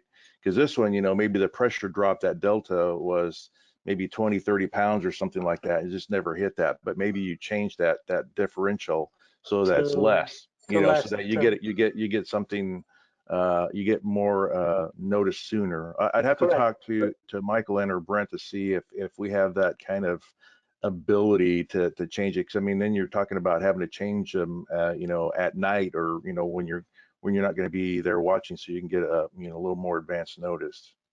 Yeah, because the pumps obviously, you know, they're gonna go full bore, and they are acting the way they were designed to act. So Yeah. the pump is not at fault here. And lots of times you will have that, you know, sufficient enough pressure drop, you know, and the pump will sense it and it'll just trigger itself off. It'll turn off, you know. But in this case, it did. Michael was just saying that the pump was able to keep up. You know, it's a large capacity pump, one of our larger ones, other than the ones out of tunnels, and it was able to keep up even though water was just spilling out. It just took a while for it to register. Yeah, and with that pumped water, the pump was actually pumping water out of the system with a lot of pressure still up. So yeah, if you guys could take a closer look at it to see if anything, if possible, could be done, because that was a large loss of water, and so okay. Just one suggestion is to look at whether the water levels in the tanks are dropping while that pump was on. So if you have those two conditions in the system, that would be a reason for an alarm to get kicked off. Like that water level shouldn't be talking in a tank. If right. That pump's pumping 2,000 gallons a minute. But especially that would if be it's the middle of the night. Yeah. That could be another one too, is the tank levels, you know, what triggers an alarm at the tank levels, a low alarm or something like that. Yeah, but that could be the delay may not, you know, you may not be able to reduce the delay by that, because for the water level to come down in a tank, it takes a while, because we're talking the time here of that the timing of that delta. So anyways, yeah, but if you guys could look into it, that would be great. Yeah, we'll talk about that internally, see if we can come up with some ideas. Okay. Anything else? All right, let's move on to financial reports, please. Okay, so I wanted to, well, first of all, year to date is 33.7. That's the target, and we're at 45.7 for revenues and 31.4 for expenses. So we're in good shape. But I do want to point out one thing. The sale of the property, the F Street property, was $719,757. And I talked with the county, and the county told me that that we had purchased that property in 1955. So I went through all of the resolutions and all of the minutes to find out what we paid for it. Discovered that it wasn't 1955, but 1966. And therefore I went through 11 years of those. And finally, yesterday, found out that we actually paid, it was an eminent domain issue, but we actually paid $10,000 for it. So therefore, the miscellaneous non-operating revenue is less, $10,000 less. It will be shown next month. So that because we didn't get, you know, we have to take whatever we purchased it for, 719, and reduce it by the amount that we paid for it as revenue. So I just wanted to point that out. Thanks, Candy. Are we going to pay capital gains tax or what? No. Yeah, we're just kidding. Yeah. Well, eminent domain by who? By the district? The district exercised eminent domain? Yes. Seriously? And actually going through all those going through all of those minutes and resolutions, we did that a lot. There was the reason that I had went ahead and declared the 10,000 or declared the full amount was because we found a property where it took forever to find it, but Brent found this property where it was part of that same parcel, and we paid $65 for it. And so I called the auditors and asked them, okay, what do we do if we can't find specifically for this property? What do we do? And they said, well, if it was similar to the other property, it's best that you find it, of course. But if you can't, then you can just take the whole amount as revenue. So That's why I did that last week, but I kept looking because I wanted to find it. So If it was eminent domain, you may want to look at the legal cost to achieve that. yeah, well, that happened also too. I read all about that too. Any other questions for Candy? Okay, director reports. Yeah, please. I'm good. Louis? Thank you. A couple of things. I attended my first finance committee meeting, and it was very, very interesting. It was a little bit not overwhelming, but there was a lot of information. But he repeated the same thing today, and I think it sunk better today after we had the practice session earlier. And I also attended the HIA meeting, which was a very interesting presentation by the San Carlos Housing Authority on housing projections and the number of houses that's coming in, not only in the city of San Carlos, but some people were also talking about up and down the peninsula, which to us is a direct effect on usage and services coming in, meters and all that stuff. So we need to kind of gear up for that too, and including fees that we could generate because of these new constructions. So it's something to keep an eye on. That's it. Thank you. Okay, thank you, Louis. Two things. I've neglected to thank Candy and staff for the clean audit. So very happy to see that. That's always really important. The other thing I wanted to report on was discussions I've been having with Tammy and Julie as we're going through the process of hiring the firm to do the GM search. That we, in my opinion, we need a committee for the board to be monitoring this and somebody they can report to. Julie has clarified that if I, as president, appoint the committee, then it is ad hoc and not subject to Brown Act. If the board appoints the committee, then the question of whether it's subject to Brown Act is an open question. So what I am intending to do is to make an appointment of Kirk, and while I have not yet spoken to him, of Louis, to that two-person committee to be on the GM search. We had previously kind of informally been Kirk and myself. I felt that it really needed to have somebody with more experience than me being on the committee. And then Kirk is, we all anticipate, I think, is going to be president next year, and he's going to have to be going through this process. And I'm thinking Louis too will be vice president, would be well suited to move forward with that. So that can fit as an ad hoc process, again, if I'm making the appointment. If the board or any member of the board disagrees or wants to do something differently, what we can do is put it on the board agenda. I'm happy to do that, to put on the board agenda for next month. Then we could sort it out on that basis. Yeah, I would probably lean towards that because for a couple of things. One, I thought that the committee was already formed with you and Kirk, but if it isn't, then I think it will be good to have maybe Kathy may be interested in serving on that.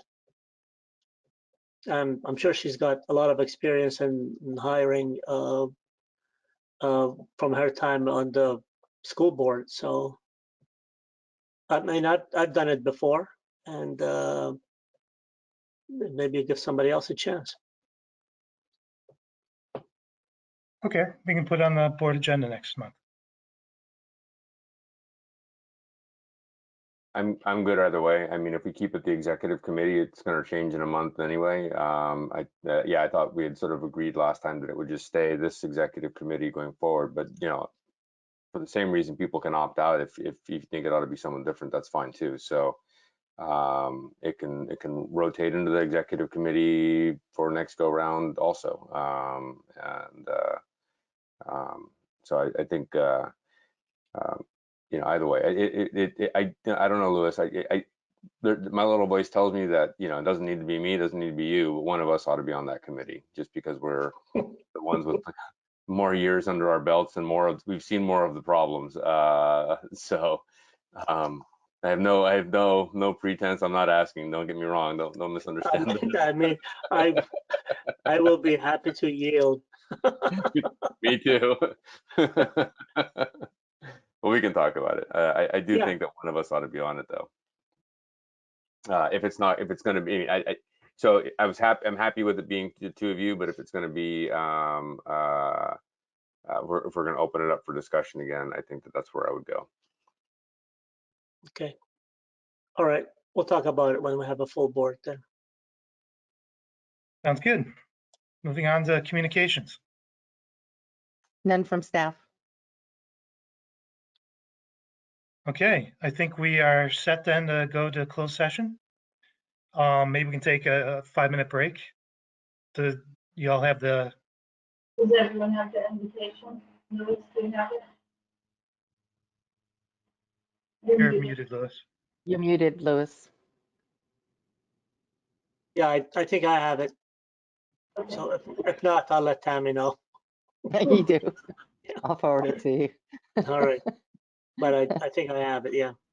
All right. Thank you, Brandon, Monique, Brenna, Good night. Kelly. I'll send you the details, Monique. Everyone have a great Thanksgiving. You too, Brandon. Take care. Thank Take care. you.